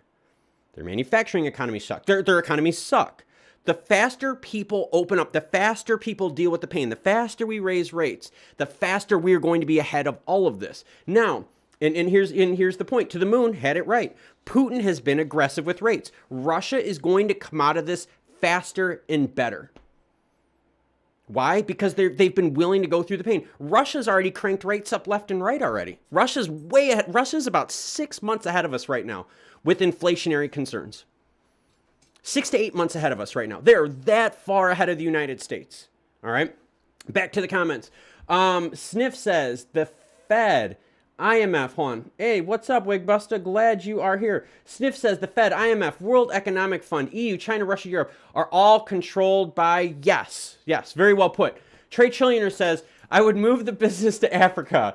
Yeah, I mean, but that's the whole idea, right? Where the rates are crazy. Sniff says the Vatican is also under rule. Cody says, I'm in default on student loans. It's a bummer. And that's my whole thing, Cody, is you had a bunch of people, and again, let's not get political, all right? One of the campaign promises was what, everyone? Forgive student debt. Either 10,000, 20,000, I don't remember what the specific number was. I want you to think about that. So people then stopped paying on their student loans, right? Because there was a moratorium on it, you could hold off. Their interest still kept accruing, but now we're going to have rates raised on top of that, so people are getting screwed. This has been one of the biggest, most calculated scams against the public out there that I've ever seen in my life. They screwed everyone over on student loans. You had an administration promise at least 10,000 in forgiveness. I know it was at least 10,000. You had that. But then on top of that, people didn't realize that the interest was still accruing. Now you have the Fed who's going to out of nowhere raise rates. So for those of you that are doing student loan payments real quick, you student loan payments, they just started firing up again. Think about that. They did. Student loans just started firing up again. As student loans fire up, right, from people that took like the payment breaks, the amount of free cash that they have to invest just shrank. Now, those same student loans that people are firing up to pay again, if the Fed now increases rates ahead of schedule, which we know it's going to happen, all right, that is going to now raise those payments even higher and knock available spending down further. This is that same market. That attack on that market is the same one that is investing in crypto. What is this doing? And Wigbusta is going to love it when I say this. This is squeezing all of you out there out to allow big companies to get in cheaper, to allow big investors on a personal level, because we know it's not because SEC hasn't given it the green light. The big companies can't get in there on the public level. But on personal level, personal money is dumping into here. All right. So you guys talk about market rotation. Check this out. So Vegan Habibi Justin says sector rotation is a real thing. Yeah, you are totally right. Because why? Because when oil, you guys remember when oil was in contango? You guys remember that? You guys have to remember that, okay? You were actually given money. At the end of the contract expiration, all right, that happened in April, you were given money for oil. You didn't have to pay for oil. You were actually given it. If you showed up with a truck, I think it was like 10,000 barrels is the minimum. It's 10,000 or 1,000. They would pay you. The who's who in the world was buying oil like crazy. Look at the volume. Was buying oil like crazy. And now that they're driving the price up, they're cashing in. All right? What happens then is most retail investors out there have been panicking, selling during this sell-off, right? We've seen more and more people get flushed out. I can tell you that. I get the emails in the comments. But now, who do you think is buying right here? Who do you think is buying all these dips? See what I'm saying? Who's buying it? This is exactly what I'm talking about. This is totally nuts right now because this is sector rotation. So what's happening is the same people that bought into oil here, that have been buying into gold all the way over here, those same people now are laughing because it's going through the roof. And Wigbuster, I'm going to bring that up. I'm going to bring that up, man. I got something cool with that. They're going through the roof, right? Check that out. But look what's happened to crypto. Crypto's gone down. So now those same people, right, that bought gold and oil last year when everyone's like, oh, those things suck. These are the same people making tons of money now. While people are panic selling crypto, they're now buying all your panic selling and filling their pockets up. So now when the next rotation happens, right, because you guys know what's going to happen with oil. Let's just be real here, all right? Let's blow oil up to 5 years and look what happens, all right? Every time oil hits that crazy spike, you guys remember that in 08? Once oil hits that crazy spike, there's always a huge sell-off. Always a huge sell-off. Just throwing it out there. Look at this. Same thing. There's always a huge sell-off on oil after a run. They're going to make their money this summer. Think about this. They're going to make their money this summer. Oil prices, gold prices, all this summer is going to rock. And then once that bubble, right, once they then get everyone to follow, because what's happening? You guys weren't buying gold last year. You weren't buying oil last year. And they also bought diamonds too, Wigbusta. They also bought tons of diamond mines in Africa. So that's what's going to happen. People now are going to jump on this going, ooh, gold's hot? Gold's hot? Like, whoa, gold's hot. They're already too late. No, the money's already been there. So for those of you that are watching now that are buying XLM low, yo, you're beating the good money to it. That's huge. That is huge. All right. Let's see. So to the comments right now. Sniff says, Anchor Protocol is going through the moon right now. Let's see. Trade Trillionaire. Then we wouldn't need all the charity from the West and they could keep it for themselves to stop rate hikes. USA invested millions in Tanzania just in the last 2 years. Trade Trillionaire, what is the US specifically getting into in Tanzania? And thank you for giving me the global perspective. The value right there, Trey. I really appreciate it. Let me know what the US is getting into in Tanzania. To the Moon says, dude, about student loans. Bubble is about to burst. Look up slabs. They made those back student loans into security the hedges could bet on, just like housing. Yes, yes, that is why I have probably got the best audience out there ever. This is why I love this channel. This is why I love what you guys do, because of comments like this. To the Moon has the right thing. What they did, you're going to love this, what they did with housing in 08, all right? And you guys remember the housing crash that took the whole market down with it, right? When they took all those junk loans and they chopped them up and they did it into derivatives and they used it as hedges and so forth, and then they took policies against the policies, it was an insane mess. They are doing the exact same thing now with student loans. Do you know what else they're doing it with? Tether. Yeah, they're doing it with Tether too. That's why, remember guys, when I did the story about Tether being a big scam, not a scam, but like a, oh crap, something we got to worry about? What is backing up most of Tether? Tether is 70% backed by junk bonds, junk debt from companies, chopped up. That's what Tether is backed with. Fiat pumped junk bonds backed. Gross, gross, gross, gross. All right, so Sniff says Anchor Protocol is going through the moon. Wigbuster 187 and Wigbuster, I'm so glad you said this because I want to know what you guys think. I got time. All right, guys, I have time. I'm going to do this. Wigbuster 187 says truckers march this month to DC. Do you guys know what date the truckers are going to DC? Because if I can plan it, I'll go to DC. I'll go to DC and I'll film it out there. I'll gladly cover the story out in DC. If there is enough support and if I can, like, if Wigbuster, if you know what days they plan on going to DC, I can easily run to DC. Like, it's not a big deal. You guys saw I was in DC anyways for the crypto conference or the crypto testimony hearing. I'll gladly go to DC. Let me know, you guys, what dates the truckers are going to DC. If it's something that I can fit in my schedule, I'll go up there and gladly cover it. I'll hang out in DC for a few days and gladly cover news up there for you guys if there's enough interest. Levels of Madness says, I purchased some at 22 cents. If it goes further down, I will take more at 12 cents. Levels of Madness, you are going to have time. You are going to have time. I want you to think of this. Look at what's happened with oil, all right? Look at oil. Oil is going to keep going up and up and up and up this summer. Oil's not going to go down. Come on, guys. It's the summertime, right? That's when we use the most. And let's think about this with prices. Let me get a quick drink, all right, guys? What else is happening this summer? Summer travel season, jet fuel, boom, more demand on oil. As more countries are opening their border, what's happening? More global travel, more fuel use.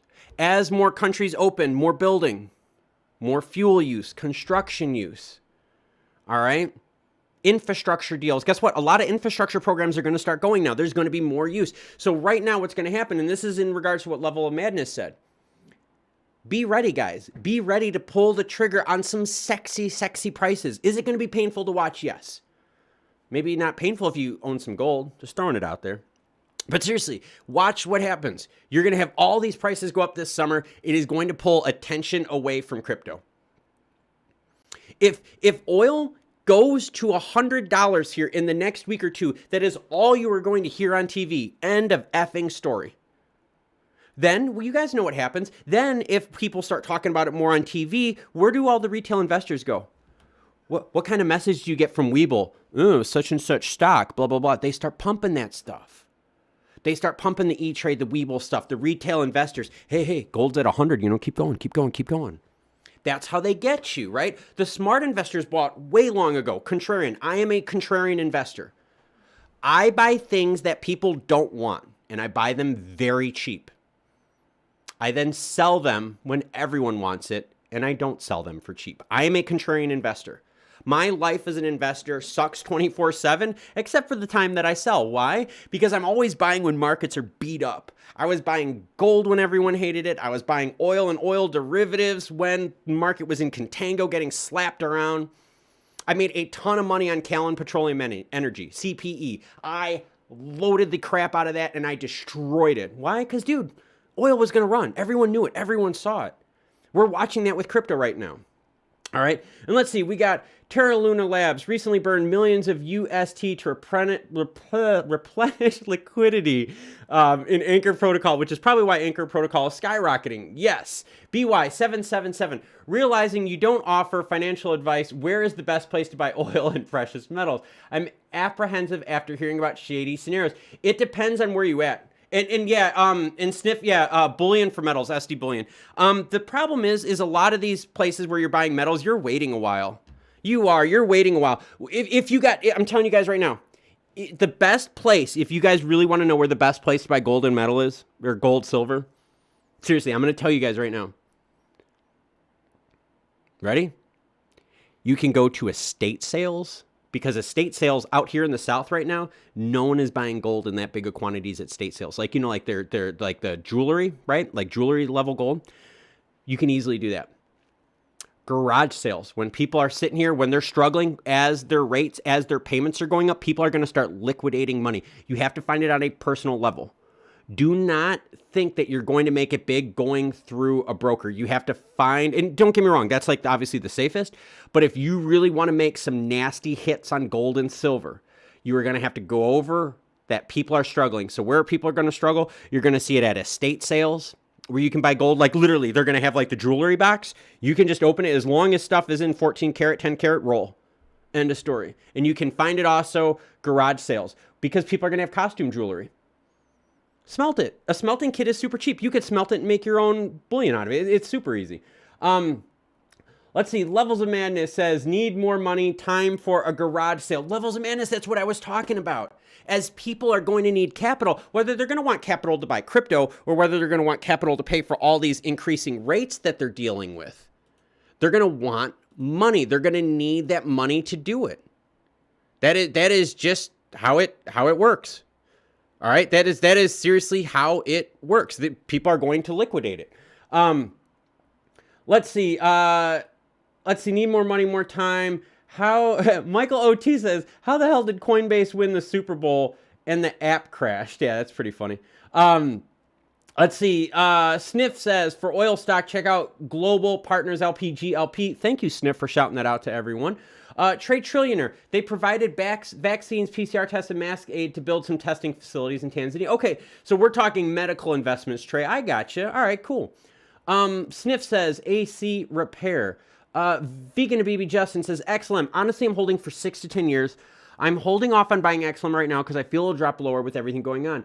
And that's exactly what my point is, all right? And Justin, you've been on these live streams a lot, dude, so you know exactly what I'm talking about, where I told everyone out there, and I even told Wigbuster on the phone. We had a long conversation on the phone where I said, yo, dude, I'm holding off on buying.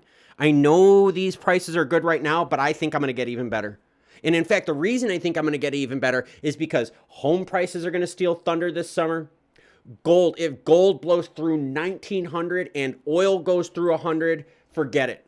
You are going to have some sexy low crypto prices where if you are a contrarian investor, if you can handle your face being dragged through the mud for some really low times, if you can buy when people don't want it and sell higher when people do want it, that's the name of the game.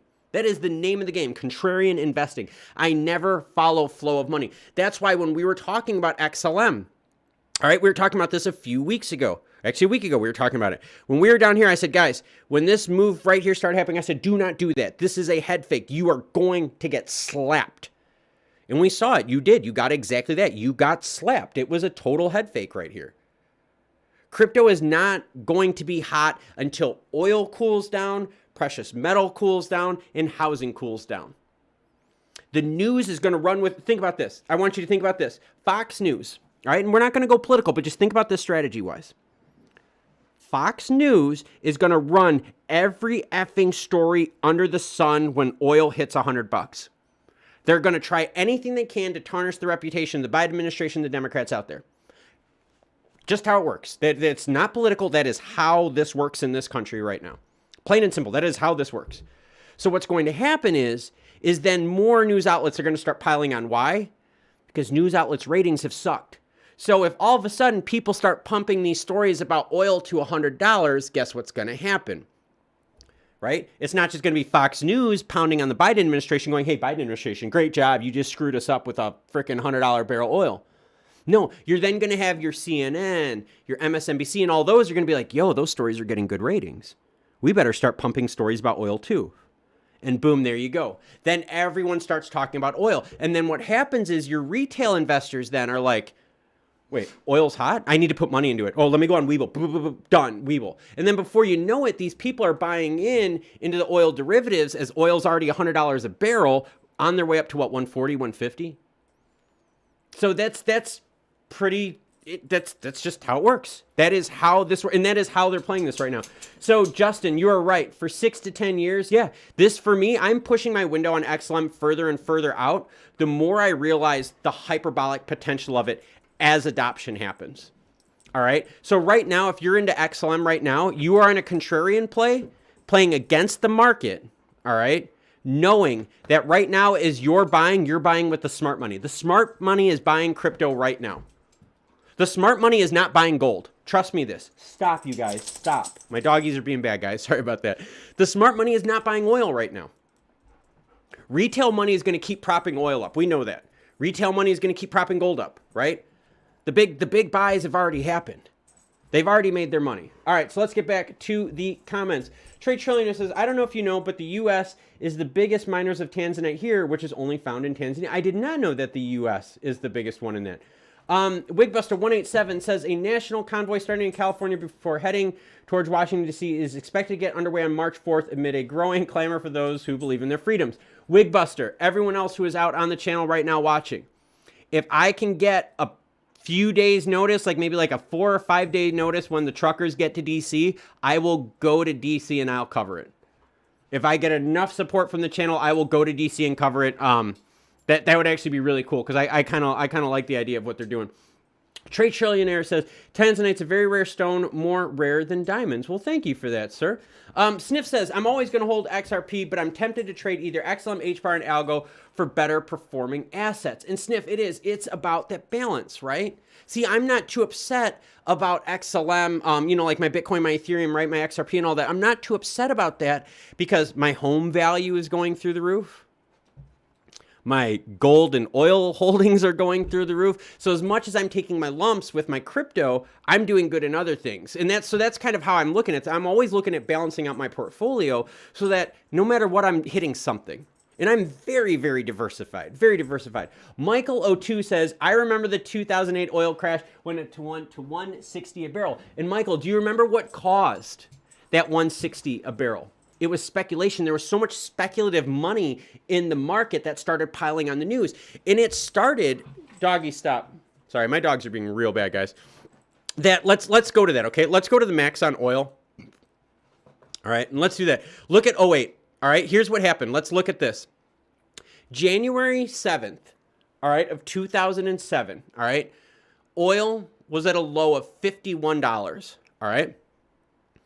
From January 1st, 2007, so a year and a half, oil then going 140, 150, 160, all right? So it took a year and a half for oil to run up to only find out that, boom, check it out, from the peak here, right, in the summer, 6 months later, she was gone. So think about that. That money rotates out that fast. So Michael, I remember that too. When I lived in Illinois, in 2008. We were paying $4.50 a gallon in the suburbs. It's $4.50 a gallon. I may have paid $5 a handful of times if that. But in the city though, it was $5 for like the longest time. I remember I had friends that like lived in the city that would visit me in the suburbs. They would always fill up their car in the suburbs. And like I actually had friends that would want to hang out with me in the suburbs because it was so much cheaper to buy gas out there than in the city. Like, so it was, yeah, you could see it. So Michael, I do remember those times as well. Trade Trillionaire says, you can find gold in Tanzania. The only thing is it's illegal to sell or trade without the government position. That's how they control inflation in the gold market. Very well put there, Trey. Thank you, Trey. I really like this.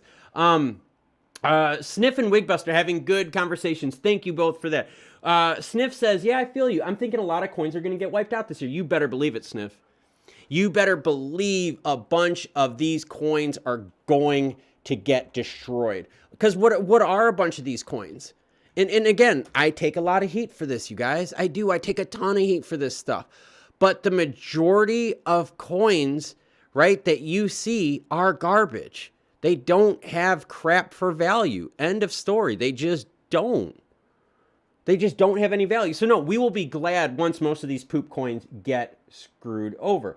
Trade Trillionaire says, many village chiefs here earn more gold than rich people, but they can't sell it on the market. Oh, that's kind of an interesting fact. There's more silver than gold. Silver is used more than gold. Silver prices are suppressed. Silver and gold are heavily suppressed. Heavily suppressed.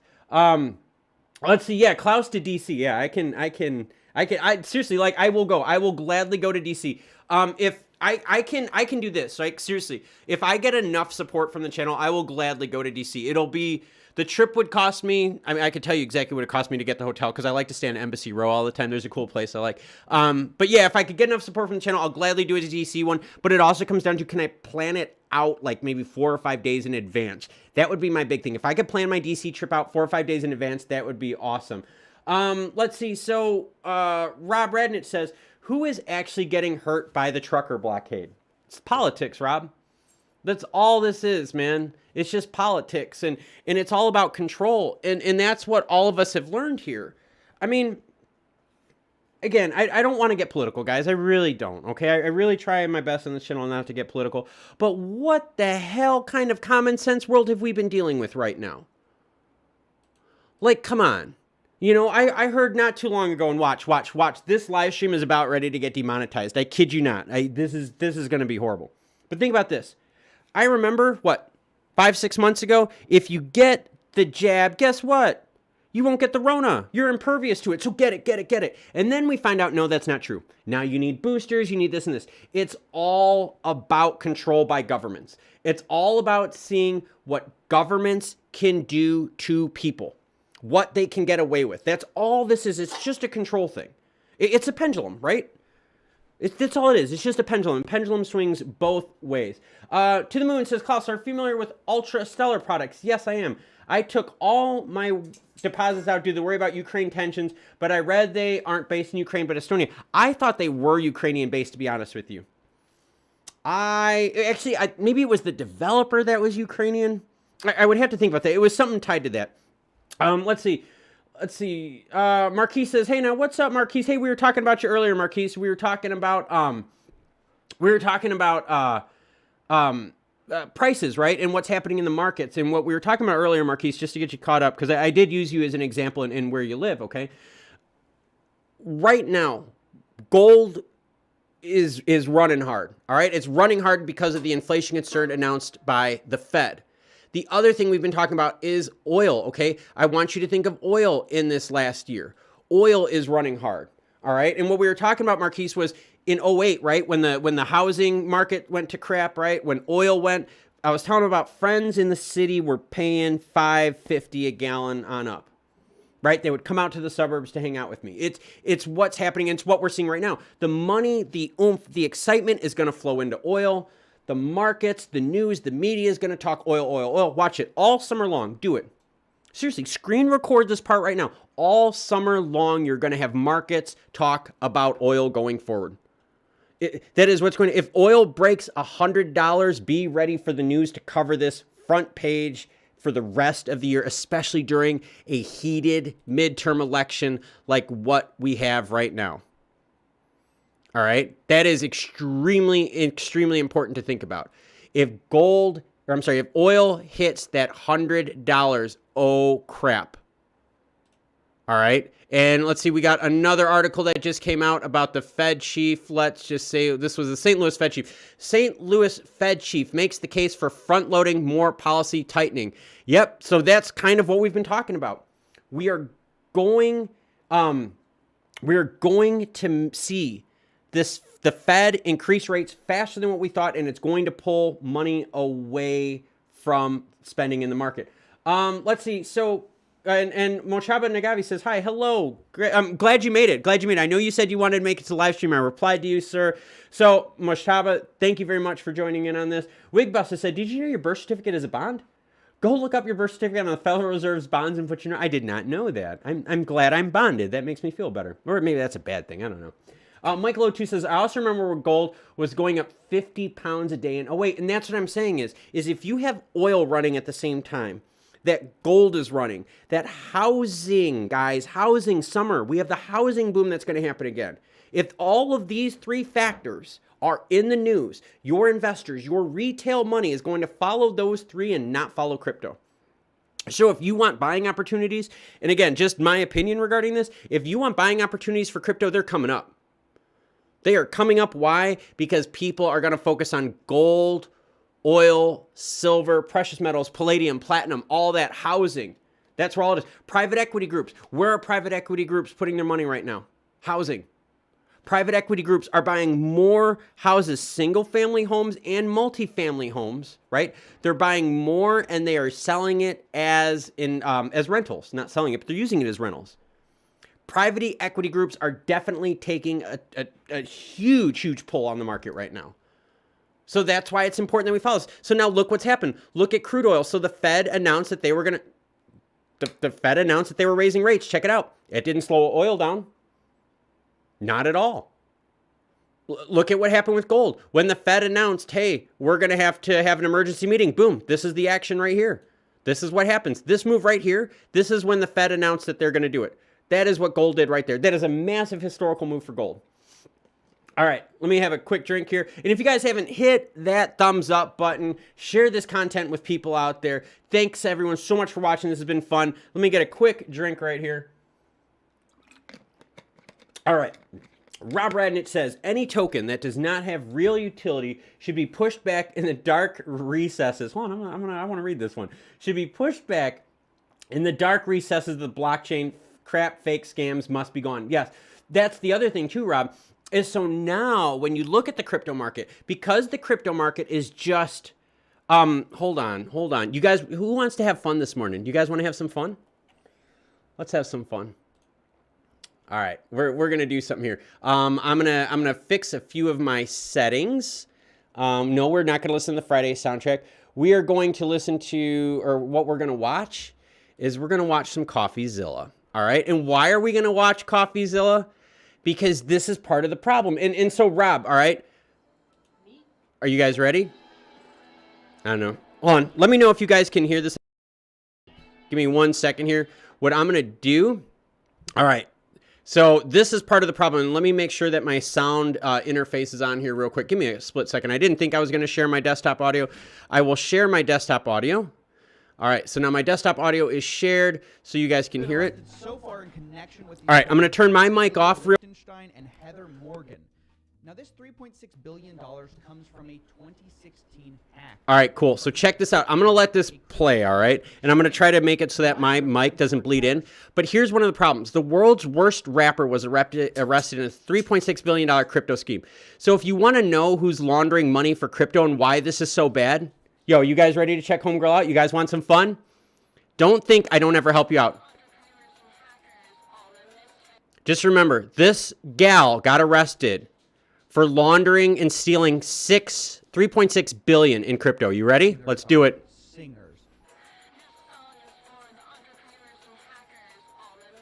Yeah. So Rob, I can't make this up, guys. I cannot make this up. This lady right here, her and her husband, just got arrested for the Bitfinex scam. Or the Bitfinex steal. All right? So, Rob, when you say any token that doesn't have real utility, scam schemes and all of that has to fix. And this chick right here, look, homegirl right here, the crocodile of Wall Street. Dude, this is legit. This is a real story. She stole $3.6 billion. $3.6 billion in Bitcoin she stole. And she's rapping about it. Yo, I got to hear more of her rap because this is a fly track. Hold on, let me get into this. Now, I know what you're thinking. We might have just uncovered the real crime here, and it's true. A journalist, a writer, a CEO, and a dirty ass hoe. I That's gotcha. right, but that's my point, all right? My point is we're loaded with markets that have just crap coins, right? No real utility. But we also have problems with scammers out there like this. Like, dude, this is think about this. She stole $3.6 billion in Bitcoin. And yet she's out there rapping about it. Like, come on, guys. That's what part of the problem is. Part of the problem of this market is, and I'm not trying to deviate from the Fed talk, but I really wanted to go in what Rob said. And just wanted to thank everyone out there. If you want to like get further involved with the channel, I highly suggest you join as a community member, all right? I highly suggest you join. We have an awesome membership community. It is super affordable. It starts at 99 cents a month for an entry-level supporter and $2.99 a month for a super supporter. All of that then goes to helping the channel out, helping to bring stuff like this, the live streams and so forth. But this is what Rob's talking about. Rob is talking about scams and utility. But what about the people that are also the scammers? Think about this. These people are so brazen with their scams and their schemes and all this stuff right now that, they rap about it. She had $3.6 billion in her wallet. A rapper, an economist, a journalist, a writer, a CEO, and a dirty horrible rapper. That's my point, all right? So until we clean out the crap coins and until we clean out like these horrible, horrible scammers. And she had a really funny one too. Hold on, I gotta show you guys this one because she had a real funny one that she did. But this is the here we go. You guys want to laugh a little bit more? Here's entertainment for everyone. You ready? Got coronavirus. Do your part. Social distance. Do your part. Social distance. Do your part. Social distance. Stay 6 feet apart. You know what? If I saw someone dance. You guys get my point? So that's part of the problem here, all right? Part of the problem is we have to clean the market up on those launching the poop coins. We also have to clean up the market on people scheming them for $3.6 billion and then rapping about it. Like, homegirl is out in public rapping about it. All right, sorry about that. I just got caught off. Cody says, just shared to my crypto Discord friends. This is some good people info. Don't typically here on crypto YouTube. Yes, you know what most crypto YouTube is? To the moon. That's all it is. That's all this, or people going, hey, what's the price prediction? XLM to $100 in a month. Why you should own 1,000 XLM because it's going to go 100. That's what you get on YouTube. It's true. Not here. Here, we bring some real stuff. We bring cause and effect. We talk about the markets. We talk about what's happening. And again, if we zoom in on Stellar just right now, okay, we can see, yep, here is the pullback we were talking about in Stellar. Yep, since we have been doing this live stream, we have seen the pullback on Stellar. Now, let's look at gold. Let's do the same thing. Has gold had that pullback? Yeah, we've seen a little pullback from the higher tip of gold. Let's go to oil, because I know oil is something we were looking at. What has happened with oil? Oil has kind of been all over the place today. So once they announce the news, we are going to wait and see what happens to the markets. Let's get back to these comments. Wigbuster says, the issuance of a national digital currency would only take place under the authority of the National Bank of Ukraine. Very important. Let's see. Michael O2 says, Cody, do some research on boron in Turkey. Oh, Cody loves CoffeeZilla, right? Yeah, she does. She did. And sorry, I'm just getting caught up on the comments. I'm really sorry about that, guys. You guys have been doing awesome with the comments. But think about that. That is nuts. And to the moon, yes, the government owns 4 billion in Bitcoins. In fact, they were able to confiscate that much from her. But that's how bad this is, you guys. It's so bad that, like, hold on. This is how bad it is, all right? So here you go. Marquise, Cody, for all you guys out there, don't say I don't give you fun, all right? Don't. I think. Got coronavirus. Do your part. Social distance. Do your part. Social distance. Do your part. Social distance. Stay. Yeah. She stole 3.6 billion. 3.6 billion in crypto. Bitcoin, by the way. Yeah, that's the whole thing. So yes, Marquise, this is who stole your 3.6 billion from Bitfinex. Brazen enough that this chick is out there. I think this was, I don't remember if this was Twitter or if this was Instagram or if this was on her own page. But yo, she's out there and she's rapping. Look, she's in the middle of the street, like talking about how she's like a mogul. I mean, this is crazy, you guys. All right, so back to it. Michael O2 says the new Bonnie and Clyde. Michael, these are horrible Bonnie and Clyde though, yo. Like, in her dude, oh my God, her dude is a tool. Oh my God, her dude is bad. So now they're going to try to figure out, okay, who really hacked Bitfinex? Because it's obviously wasn't these two people. No one is going to hack someone for like 5 billion plus and then be like, yeah, I'm going to do rap videos about it. Like, come on, man. Like that's just what's going on. So back to the comments.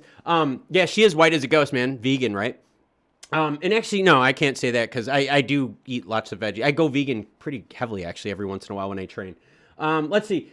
Yeah, all that money, no tan. Fun. I'm going to have to bleach my eyes white as a ghost. The Levels Amanda says the real story is the government doesn't want to give that to Bitfinex, who is the real fees. Now, that's the thing, though. Okay, remember, Bitfinex, I believe, was the one offering 5% reward. And I think it came out to like 400 or 500 million. All right. Like, that's nuts. And thank you, Messi. Messi Leo chimes in. Great show. Thank you very much. I love it. Thank you guys for that. I love the show. Marquise is laughing his butt off. See, Marquise, I'm giving you some valuable content this morning. We're talking about oil, gold, and we're also talking about the crocodile of Wall Street. Now, the whole thing with Bitfinex, though, is I wonder, and I think we're going to have to probably learn about this in the near future, was Bitfinex, did they use their insurance policy to pay for it? Because if they used their insurance policy, all right, then you got to remember, they're not going to get this from the government. The government would then keep it on their own thing. Who knows what the government would use it for? Wigbuster says Bitfinex already announced that if they get any back, it would go into their coin. And that's what's going to happen is, so if the government is like, hey, we've got this Bitcoin here for you that we know belongs to you, right? They're going to first check, hey, did you get paid for it with your insurance policy? And if their insurance policy did pay for it, then obviously they're not going to give them that money back. That's double dipping. That's a big, big no-no. But this is the issue, guys. The issue that we're facing right now is we have other things out there that are stealing market attention. All right? And you can even see Stellar right now is pulling back. Kelv says, what time of the meeting? The meeting started at 11:30 a.m. Eastern Standard Time. I keep refreshing the news here to see if anything big is coming out, and I've got my Federal Reserve up, and you know what? Let's just go back. Let's go back to home on news now real quick just to see if anything is coming out. Sports. Let's go to business real quick just to see what's happening here. I'm just looking to see if there's anything that comes out. Let's go. I've got so many windows up right now. Let's see. Let's go to Fed interest rates. Let's see what happens if we can pull up an instant news article real quick here for everyone. So anytime. Oh, here we go. All right, here we go. Let's see here. Let's go to anytime. Let's blow this up into the past hour. All right. Don't fear the Fed's rate hikes, blah, blah, blah. We see it. All right. Yep. Stock slide on Fed rate hike fears and Ukraine tensions. We know it's happening. We know it is going to be happening anytime soon, but it is. The big thing is oil. And Marquise, thank you very much, sir. Hopefully, Marquise, That was not a donation to tell me to stop playing this. All right. If that donation, Marquise, is to stop playing this, then I'm sorry, but I have to do it again one more time for all of you.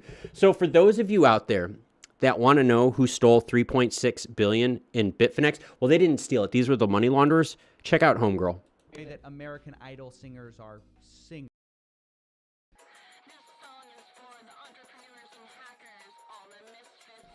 Yeah, if you guys want to bob your heads, you can do it.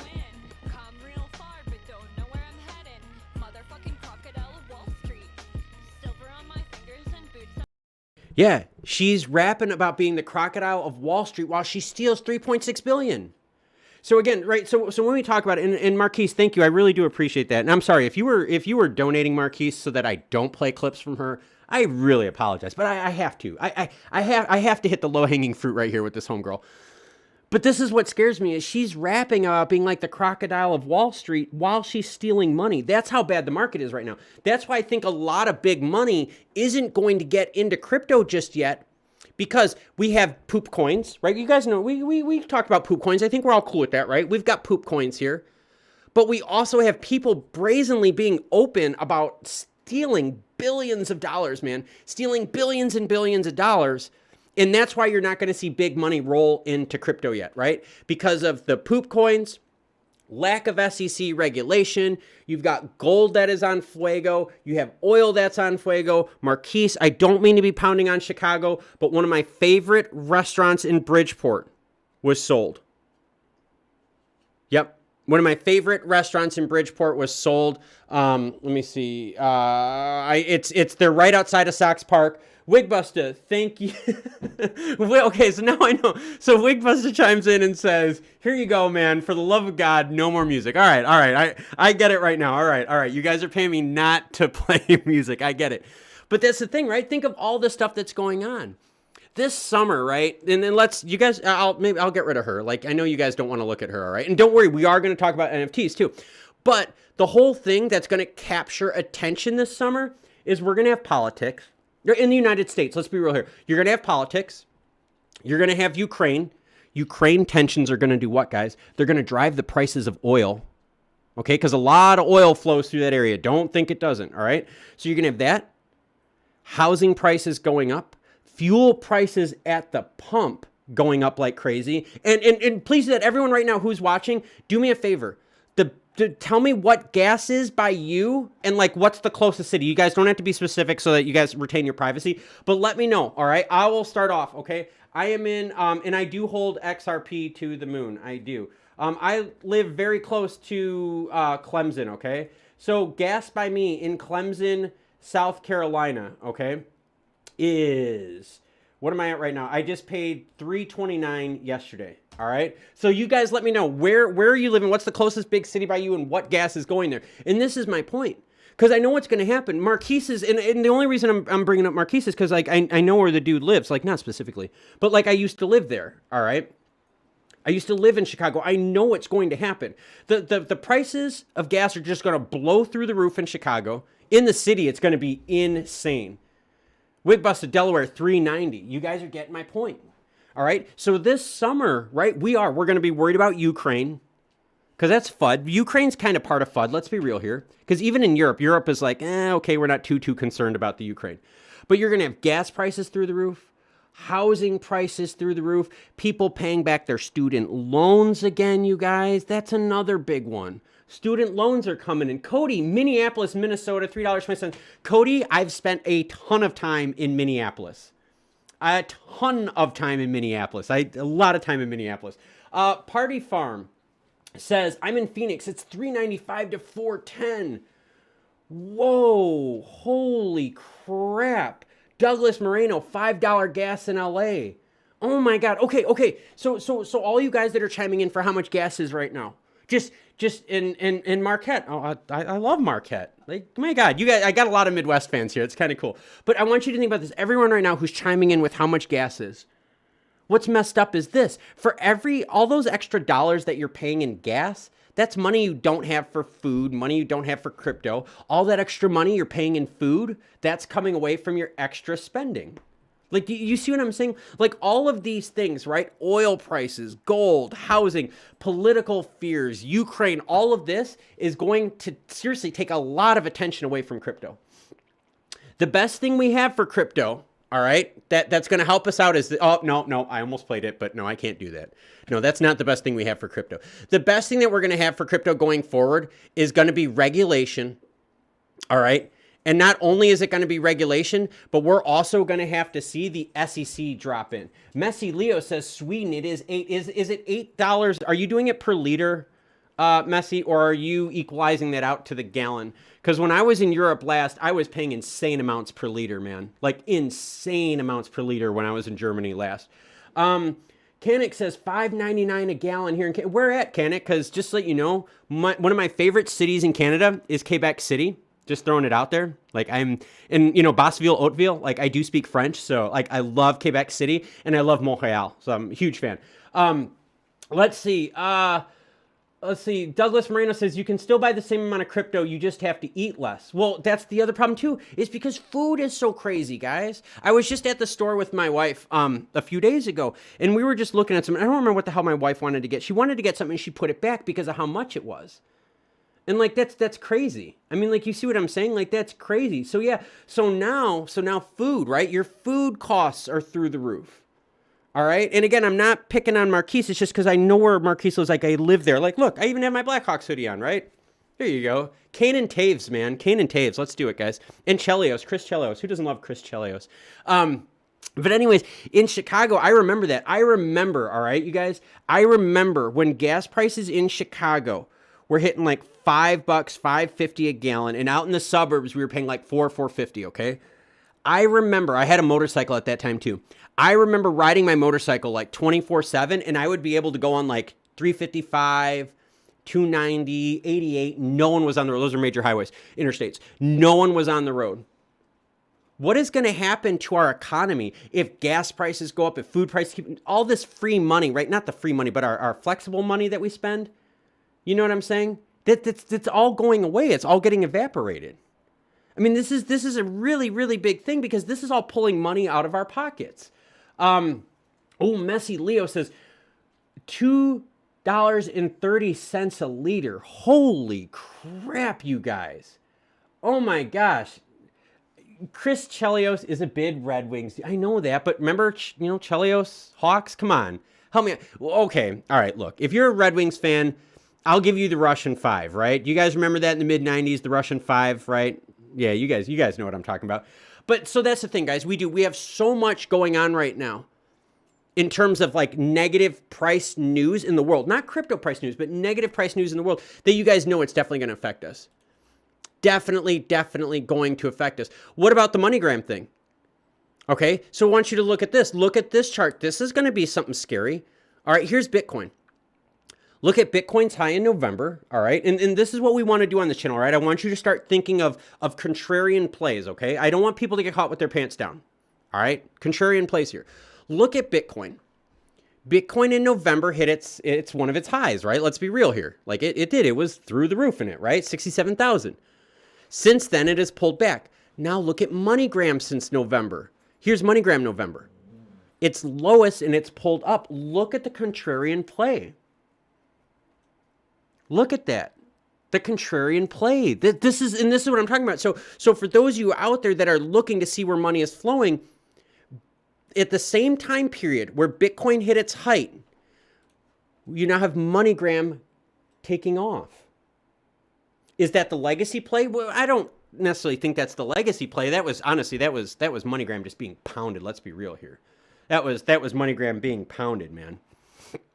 But yeah, Chris Chelios, Ed Belfour, don't get me going on mid-90s hockey. I love mid-90s hockey.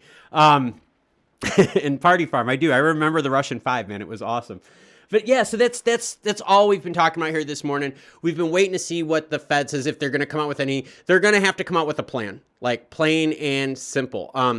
Front loading, I think that's probably going to happen. Quantitative easing is going to happen a heck of a lot quicker. The markets themselves, all right, are going to have to react to this in general. That is just how it's going to go. Let's take a look at some of the other ones. You got Apple, Neo, everything's kind of flat. Tesla up just a couple percent. AMD, yeah, we've been watching AMD a little bit. Oh, let's see. Ooh, look at this. Novax, mRNA. Yeah, look at that. Oh, that's very interesting. Okay, anyways, Kanik says, I used to work in the oil sands in 2014, and oil was like $1.70 a barrel. Once it dropped to $70 a barrel, they laid 5,000 people off in one day. I lived, for those of you that don't know, I've lived like everywhere because of my job. All right, I have. I've lived in so many places. I lived in South Dakota. All right, when the boom was happening up in North Dakota. And if you guys want a really, really cool story about this, okay. And I'm gonna put oil up on the screen right now just because I want to make sure I keep track of it, because oil is really gonna tell us a lot. So when I lived, all right, and Moshaba, I'll get into that, all right. When I lived in South Dakota and the oil boom was happening in North Dakota, all right, we had people that were in South Dakota, I kid you not, they would bake burritos, like breakfast burritos, lunch burritos, in their house, like all night, like in their oven. I mean, all night. They would just keep baking, okay? They then would drive a van, like a minivan, loaded with like insulated coolers, right? With like the foil insulated things. They would drive it up to North Dakota to the oil fields and sell those burritos. They would actually go to the sites and sell burritos for $20 a piece. Yeah. And so what happened was, and here's a weird one. Does anyone know out there who sold the most Corvettes and Harleys? It was a dealer in North Dakota. It was all the oil money. So when the boom happened, all that money was flowing up there. But when the crash happened, they pulled out, and they pulled out bad. They left that place a total mess.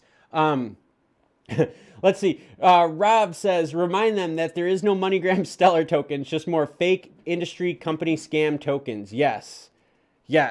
And Aaron Sandy says, ye life in the back end. Yeah. And that's the thing. So we've seen what happens. And remember, when oil went through the roof, right? It takes the whole news with it. All right. Airedale Buddy says $1.99 a liter. Holy crap. And that's the problem. All right. That's the big problem. Sorry, I'm just trying to get a little comfortable here. That's the big problem that we're running into, is the expenses of everything we have. Think about it.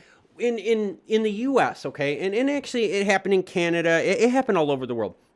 During the Rona, there was a lot of government, all right, that was pumping money into the systems.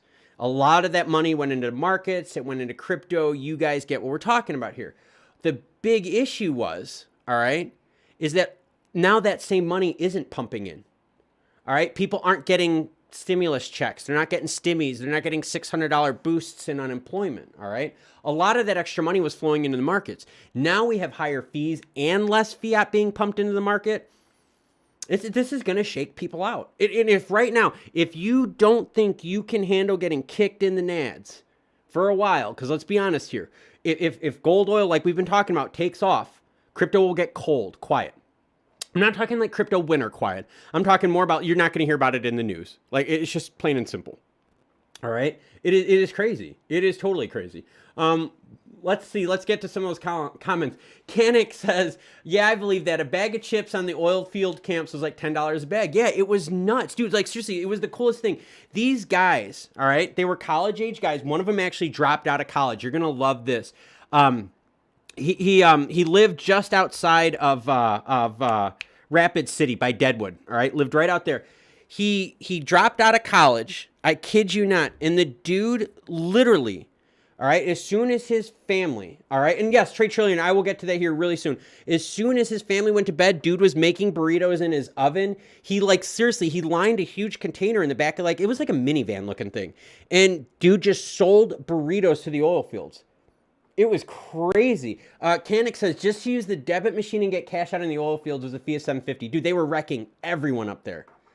Like, they were wrecking it. It was crazy. So Trade Trillionaire says, talk about Litemint and how to become a verified seller. And remember, this is the NFT week for this channel. How do you become a verified seller? Oh, I'm a verified seller on Litemint. Did anyone know that? Yep, I am a verified seller on Litemint. How to become a verified seller is actually super, super easy. When you go in there, you're going to open up your profile, okay? And I don't want to go too much into it because I do have it all tied in real quick here. But you're going to open up your profile and you're going to apply for being verified. When you apply, you basically want to link your information to your profile, all right? And essentially a verified seller on Litemint, okay? So what I did when I verified my account with Litemint, all right? Because they want to make sure that people... And the thing is, Messi, I don't, yeah, if they have a speech, I'll try to stream it live. I have to be very careful because I do have to make sure I let the dogs out here soon because they're kind of a pain in the butt. But the whole thing with verified on Litemint is I used my YouTube channel, all right? I used my YouTube channel and I linked it to my profile and they were able to approve me as a verified seller. There's other ways you can do that. You could like submit your ID. I think you could submit Twitter. They do a social account verification. And basically what they're just trying to do is make sure that you are who you say you are. All right. That is the big thing with Litemint. Now, the cool thing with Litemint, all right, and this is something that and I'm glad you guys brought this up. The cool thing with Litemint is the fact that it is growing so heavily. This chart here that I have on the bottom right, look at this. Look at the sales volume of Litemint, man. Like you've seen sales volume 258,000 versus the previous month of 153,000. That is a massive, massive change right there, guys. Massive, massive growth. Now check this out. Auction sales, right? I guess you guys didn't know this, all right? Auction sales have now skyrocketed. Look at the auction sales, right? 27,000 sales volume for December versus 269. You're talking a 10 times increase in auction sales volume for Litemint. That's crazy, totally crazy. Rob says, my Oklahoma gas royalty check was almost 3 times up this month. Big oil won't drill more, just open the taps more. Yes, there's actually a halt right now, Rob, on new spending for oil. What the government is trying to do, they're trying to thwart new oil spending and roll that into green spending. So keep that in mind, Rob, is that right now they're not going to open it, but they're going to, they're not going to tap new ones. They're going to use existing and open it and start flowing that way. But think about this. The more that oil stuff happens, the more it takes money out of our pockets. And what we're going to do here, we're going to end the stream. We're going to end the stream at 1:20. I've been going on now for almost 3 hours here. Holy crap, you guys. We'll be going on for almost 3 hours. Yeah, close to 3 hours. I don't know. Yeah, like, Jesus Christ. Close to 3 hours, whatever.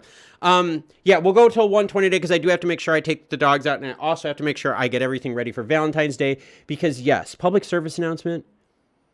If you have not done anything for Valentine's Day, or you're listening to me talk right now and you're like, it's Valentine's Day? Yeah, it's Valentine's Day. Make sure you guys do something. Make sure you treat that special person in your life to something special. I am going to go shopping probably after I get off this stream, after I let the dogs out, and before I pick up the kids. I got to get one more thing. But yeah, don't forget today is Valentine's Day. But yeah, so with Litemint, NFTs, all right? And actually, okay, so Moshaba, sorry about that. Moshaba says, what is the best outcome you see in the Fed meeting? The best outcome I see in the Fed meeting is the Fed gets hyper aggressive and says, F it, raise rates instantly right now by a crap ton. That would be the best thing. And I know it would happen. That would shut the market. It would shiver the market. The market would freak the F out if the Fed came out and did a huge, massive rate increase. But, and here's the thing, all right? So Moshaba, this is why it's important. But the faster you increase rates, the faster you can start fixing the problem that we're dealing with. Is it painful? Yes. But the reason it's painful is because for the longest time, the Fed wasn't charging crap. No, I'm not going to buy her XLM. Dude, my wife will divorce me if I buy her crypto for Valentine's Day. Oh my God, no. If I bought my wife an NFT, she'd probably beat my ass on cam, and you'd probably see her just slamming my head into the cam over and over. Just throwing it out there. My wife's not the biggest NFT fan or crypto fan. She's a really, really nice lady. And yeah, Aaron Sandy says, can you do a future video on Stellar's Mux accounts? Yes, I can. I can definitely do that. I saw their demo video on that. That was actually really cool. And it actually makes sense too. It's another utility that Stellar needs just to be able to keep up with the group out there. But so the best outcome right now that I could see, will it happen? I don't know. The Fed's been, oh God, the Fed's been soft, man. The Fed's been soft. But the best thing the Fed could do, raise rates 100 basis points, end of story right away. Do it. Screw the market. F all that crap out there. You will temporarily crash the market. I'm telling you right now. You will temporarily crash the market if you do an instant crazy interest rate hike. But that's when the healing starts. All right? Raising the interest rate. An insane raise in the interest rate. Let's go 75, 50 basis points on up. All right? Yeah, she would. Oh, dude, she would shoot. No, she would slam my head into the cam and on the desk probably. Dude, seriously, anyone that's watched my wife in the live streams, if I bring up like NFT, she's like, oh my God, this is horrible. But it would. If the Fed could raise rates, like, and I mean just like blast rates, all right? Let's be real here. If the Fed could just blast rates, kick it open by 50 basis points at the minimum, an emergency rate hike of 50 basis points, that would screw the market over temporarily. We would temporarily have some really, really, really hot buying, but the healing would start. All right, look at Russia. Russia did this, all right? We talked about this early in the live stream, about like an hour and a half ago. We talked about this in the live stream. Russia has been one of the best countries out there in terms of dealing with the interest rates. Putin said, screw it, we're going to 5%. He did. He one day said, screw it, we're going to 5%. Their market corrected. Now they're way better off. Now people are like, all right, cool, we've already ripped the Band-Aid off. We're dealing with the healing. That is what we have to see with the Fed. Now remember, how long ago? Do you guys remember last year in the summer? You guys remember lumber prices? Do you guys remember food prices? Y'all remember all that kind of stuff? We were talking about that last year in the summer saying, hey, prices are getting out of control. The Fed needs to do something. The Fed has to act. Oh my God, the Fed has, and the Fed didn't do a dang thing. And in fact, what did the Fed do? Every month they put $30 billion into zombie companies. That's the whole thing, the zombie companies. And that's kind of the problem here. And so Moshaba has a really good point. U.S. debt won't allow that to happen. That's part of the problem too, is if we start raising interest rates, now it really starts affecting debt structure. The Fed waited way too long. All right? Okay. This is not political. In this next statement, please understand this is not political. The Fed fucked up. The Fed screwed up, allowing the Biden administration to keep thinking they were in control of inflation. That's where the direction came from. This is not political. It's on TV. Everyone's seen it. The Biden administration said time and time again, we have full faith in the Fed. There's no inflation. We have supply chain issues. It's transitory. Blah, blah. The narrative was the same from the White House to the Fed. All right? And because the White House wanted to look like they were in control of inflation, which is the same reason why they're suppressing gold, suppressing silver prices, because the White House wanted to look like they were in control, they are now up against a wall. And the big problem is and Moshaba says it right, we have U.S. debt, which is crazy. So U.S. debt is going to get heavily affected by spending. We know that. And by interest rate hikes. And we also know it's going to affect student debt. It's going to affect so many things. And we are right now in a midterm election season that is going to get nasty. The Fed screwed up. More importantly, the Biden administration screwed up and should have said to the Fed, look, we will take short-term lumps. We will take a short-term market correction. We have to get things on the right track, but they didn't. They didn't. And that's where we got screwed up right now. And again, I'm not saying this in a political way, but the Biden administration leaned on the Fed heavily and said, don't do anything yet. Don't do anything yet. Don't do anything yet. This is transitory. Don't worry about it. This is supply chain. We can take care of this. When economies open up with Rona, things will get back. Don't worry. We need to spend money to make, like all that stuff, all right? That all came from direction of the Biden administration. And because of that now, the Fed is back is against the wall. And because of that, we are now stuck between a rock and a hard place. The Fed has to freakishly raise rates to right the ship. If the Fed doesn't raise rates, oil, gold especially, gold is going to freak out. And you can see gold could not hold that rally, which is very important. Very, very important to watch. Gold could not hold that morning rally. But don't worry, when the Fed announces what they're going to do, they're going to freak out and they're going to trap everyone. So yeah, that's the thing that I'm looking at right now, is we had a huge problem because the Fed was trying to make it look like they were in control. The Fed was trying to swing their big action, saying, hey, look at what I got. When I walk in a room, everyone notices me. That's what the Fed was doing, except now they got caught.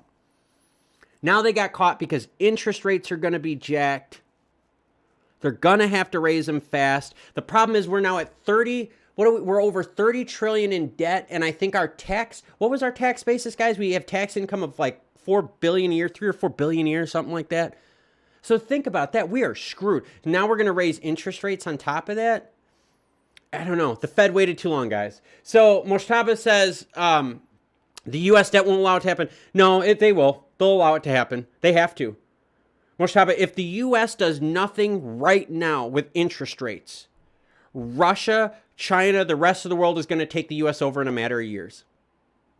The U.S. is at a critical junction right now where they have to do something regarding interest rates. They have to. There is no doubt. The people in the United States, all right, and across the world, because remember, you know how like Bitcoin affects XLM, right? We always talk about that, right? Like Bitcoin affects all the other cryptos. What the U.S. does, policy-wise, economic-wise, does the same thing. It affects the whole market with it. All right. And right now, the whole world is watching the U.S. going, hey, U.S., are you guys going to raise rates? Because you're still doing stuff of, you're still having some problems here. Like, the world is waiting for us. And Moshabi says, fraction of 1% is going to fix anything in inflation. They honestly, 1% needs to happen. My feeling is you need a 0.7, you need a 75 basis point right now. You need that to shock the market, to tell companies, stop stupid loans. Now is not the time to expand. Stop. A 75 basis point hike would stop that instantly and hopefully thwart a little bit of this heating up that we're dealing with. Is it going to fix it? No, because you're going to have to see continual. See, most of the people that are investing, that have invested in crypto, have never invested in crypto while interest rates were high. No, because the market hasn't been there yet. The market's too dang young. This is going to be the first time that all of us watching right now are going to be investing in dealing with crypto as the interest rates have to not only get raised, but raised to a freakishly high rate very, very quickly to thwart all the problems that's going on. Let me get a quick drink and I'll get to some comments here. To the Moon says, I agree. Crush the market and buy the discount. I'm going to buy a ton of Bitcoin as first rule. And that's why I was telling everyone, and I've told people on the streams, I've told people in videos, and you don't have to do what I say. Trust me, you don't. You can do whatever the hell you want. I do not care. I am not buying anything right now because there is so much bad stuff that has to happen. All right? So much bad stuff has to happen right now that you are going to have buying opportunities in different sectors. All right? You are. If you're big into tech, all right, I don't know who here is big into tech. I'm going to open up Purple, all right? Purple Innovations, all right? I'm going to do this. Watch this. Look at Purple's chart. See when we started dumping money into the economy, right? And then the height of it, and now Purple's held back. Look at that. Look at the opportunities they have. It's at $6.49 right now. It had a peak of $40. Now, let's be real here, all right? Purple going to 40 again. Let's be real, okay? But look at the opportunities you have, okay? So I bet you a bunch of the big boys out there are buying Purple. I bet you a bunch of these big boys out there are buying all these tech stocks that people are selling out of. All right? They're buying this and then they're going to rally it and rumble it. That is how this works. Justin, I think it was Justin that said it about sectors, money flowing in and out of sectors. This is exactly what's happened. All right? And here's why. All right? Bitcoin, when they announced that the Fed was going to have the emergency meeting on February, look at Bitcoin. Bitcoin tanked. All right. And I say tanked lightly. All right. Let's be real here. Bitcoin tanked when they announced the news. Okay. But look who didn't tank. Gold. Gold shot up. That's my point. The market reacted to it. The market definitely reacted to it. So it's just something we all have to pay attention to. 2020 Enlighten says, preach. Yes. My voice is going to be roasted. My wife is going to be like, dude, why are you so quiet at Valentine's Day dinner? Because normally I just talk my effing head off, you know? I'm going to be like, yo, I was live streaming. I was busy. I was talking about the crocodile on Wall Street. I was like, oh, I found my new Valentine's. Here she is. Where is she? Where's homegirl? Yep, there we go. There's my new Valentine's, right? Social distance, do your part. I stole $3.6 billion. Yep, there you go. So yeah, that's what we've been going on. And we're going to keep watching this. Don't worry, everyone. We're going to keep watching this. We're going to keep streaming. We're going to keep having videos regarding this. And remember, why is interest rate hiking such a big deal? All right. I'm going to close with this example, okay? I'm going to show everyone here value. If you guys want value for your YouTube, for your time, all right? I respect your time, and that's why I try to put as much value into the channels as possible. Marquise did, yes, the whole thing, Marquise, precious metals all rallied. They all went like in lockstep. I mean, that's just how it is. Give me a second here. I can pull it up real quick here. I always forget which one was silver is SIF. All right, so let's go to SIF. Go to 5 days. So we're looking at like the 11. There you go, right here. So you can see it. This is the silver rally. The silver rally wasn't as sharp as gold, but the silver rally still happened. Here's that time frame, Marquise. Here's silver for you, and here's gold. Let me get out to the 11th. Sorry about that. Here's your gold mark, right? And I just had silver. Where did silver go? Here's your silver mark. That's what you're looking at right there, Marquise. So not as strong. Not as strong. Mally Mal is laughing. All right, totally laughing. But okay, so this is what we're gonna do. I'm gonna end in this because I seriously I want to show everyone out there that there is value to this channel. That I respect your time, and I try to do my best to respect your time by giving you guys value. So why is an interest hike really big? And why is it seriously, why is it really big? Let's take a look here. All right, we have two loans on the screen. All right, they're both for $225,000. One of them is at 4.5%. One of them is at 3.5%. All right, look at the difference in monthly payments, and look at your total amount spent. All right, a 1%, and no worries on that, Marquise. No worries, man. I mean, my bad for not having silver up. I use gold just like I use Bitcoin, so my bad on that. Like whenever I talk about crypto, I use Bitcoin. Whenever I talk about precious metals, I always use gold. So like Marquise, when you hear me talk about that, like I kind of tie them in the same way. How like gold pulls the market, just like how Bitcoin does too. But look at this. This loan, $225,000. Right? A 1% increase, a 1% interest rate increase on a $225,000 loan means you are paying nearly $50,000 more in interest. That means $50,000 more. That is not going to crypto. That's not going to buying food. It is specifically going to interest. It's not paying for a bigger house. It's not paying for service fees. It is literally the increase of interest, okay? So when we think of the market, and we think of what interest rates can do to you, that is a 1% increase on a $225,000 loan. Now imagine all those companies out there that are growing, they're not growing with $225,000 loans, they're growing with $25 million loans, $250 million loans. So imagine how much more these businesses are spending. That's less capital now that businesses have to invest. That is a huge, huge portion. Sorry, just trying to clean my glasses here. That is a huge, huge portion. All right. I want you to think, and Jimmer365 says, there goes my house buying plan. And that's the whole idea. That's just a 3.5% to a 4%. All right. So for people looking to buy homes, you're going to have interest rates now starting to go up. The amount that you spend, think about this. All right. A 1% interest rate increase. All right. And you guys know this. Let's be real here. You know we're going to have a few percentage points, plural, over the next few years. It has to happen. It has to happen to level out the market. We can't keep giving money away.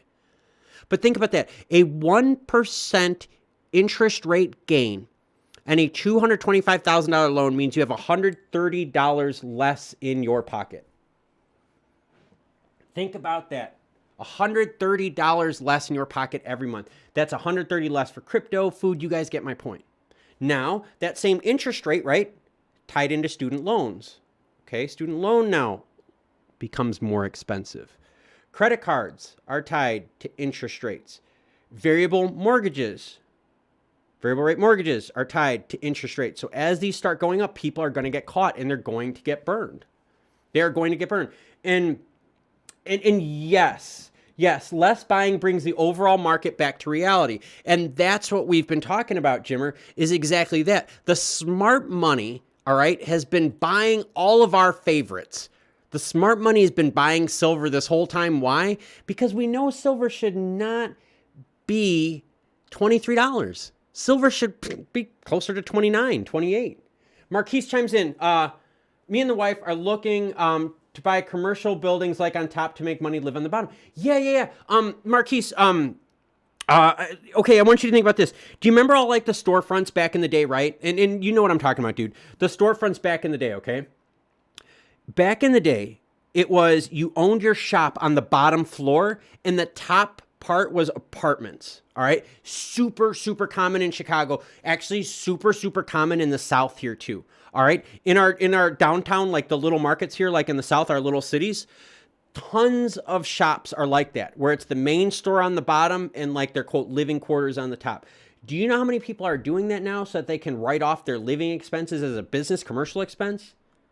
That's huge. So Marquise, you're on the right path because you're thinking the right thing. Is there a way to do this where we can make money from our investment that helps cover our cost of living? That is huge. That is very huge. All right. Moshtaba says, get the fixed interest rate while you can still buy a house. Yes, and that's the whole idea. But now remember the people that got variable, remember this happened in 08 too. Let's do this, okay, real quick. And I know I'm going over time. I'm really sorry about that, guys, but I love this kind of stuff. I get into this, all right? But I want you to think about this, right? Oil, when we're going to bring oil up here, and I know I had oil. Where the heck did oil go, guys? Did I get rid of oil? What did I do? Did I screw up oil? No. Well, anyways, we could do gold because I remember gold happened around the same time. So when you look at 2008, all right, when the housing market crashed, right, gold started going big, all right? When 08 happened, there were a bunch of people that got into variable rate loans on their homes. Their payments would double, like instantly, all right? So when the rate started just bumping up, they were getting flooded, and that's what caused the 08 problem. It's exactly what caused the 08 problem. That and the fact that these home mortgages were backed by junk, all right?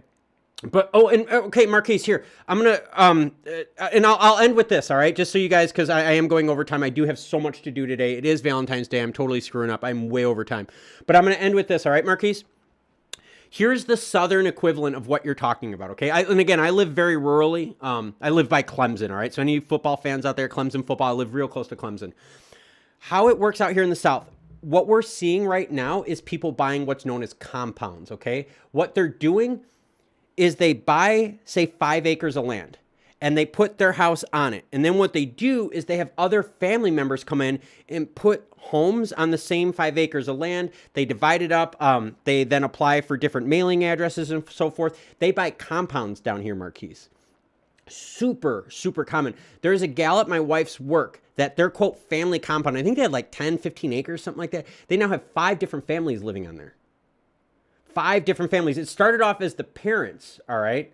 Think about this. It started off as the parents, all right? And then now it's like the parents, and they've got like how many different kids now that have bought on this compound because it's just cheaper. It's more affordable to do it, all right? So in the South, that's our version of how I'm seeing now like this new creative thing. In 08, the other thing, Marquise, we dealt with too is remember that in 08, everyone started moving back in at home because of how expensive it got? So we're down here, we're seeing that too. And even my wife has said, so we have property here, right? We've got some really, really cool acreage. Like you guys have seen when I do my snaps in my backyard. My backyard is freaking huge, right? My wife has said the same thing. She's like, why don't we build a compound? You know, why don't we do that? Why don't we have like your brother build a house on here? Why don't, it's just stuff like that. Then why don't we like just divide it up and put stuff on there? We've talked about that. Because then, hey, you could make money on your living expense. You could have other people pay for your living expenses. It's like a really good idea. We even thought that with our kids, Marquise. My oldest daughter is living in South Dakota now. She moved back to South Dakota. She even talked about moving back to South Carolina. All right. Moving back to South Carolina, think about that. I could do a compound where I have my house on my land. I could have a house for my daughter, a house for my other daughter, and a house for my son. And that way we could split it all up that way. And Ben, yes, I do need to check on emails, Ben. I will gladly check on that email. No worries about that, sir. But yeah, that's kind of the idea is, right? Can you build compounds? Can you share the expense? We're getting back into that. We're getting back into family style, creative style of living because costs are going through the roof with housing. Totally going through the roof with housing. So with that in mind, I went way longer than I was supposed to. I am so behind on what I need to do today, but it was so worth it. I really wanted to say thank you, and I totally appreciated everyone hopping on. I wanted to say thank you everyone out there that did the super chats, super stickers. Thank you to all the members of the channel too, all right? You got Rob, you got Ben, Jimmer, Coach, all you guys out there, the members out there that are helping out too. Super, super appreciated. Don't worry, I will be able to check emails. It may be a little later because, like I said, it is Valentine's Day, and I want to be able to be alive tomorrow to do more videos. So I'm going to end it like this. Klaus, family, hobbies, and cards. Members out there, I might not say that for much longer. Wink, wink, nudge, nudge, if the members out there read my post. So Klaus, family, hobbies, and cards. Hopefully everyone has a great day. If something big breaks, I'm going to be honest with you, I probably won't cover it tonight because, like I said, it's Valentine's Day. So I'm going to probably have to do, family first. Marquise, thank you. Be safe to you too. Justin saying bye. Moshaba is saying thank you. Sniff is saying peace. Guys, thank you very much. So Klaus, family, hobbies, and cards. I will catch you all later. No update on Aqua. Bad JV. Bad. No update on Aqua.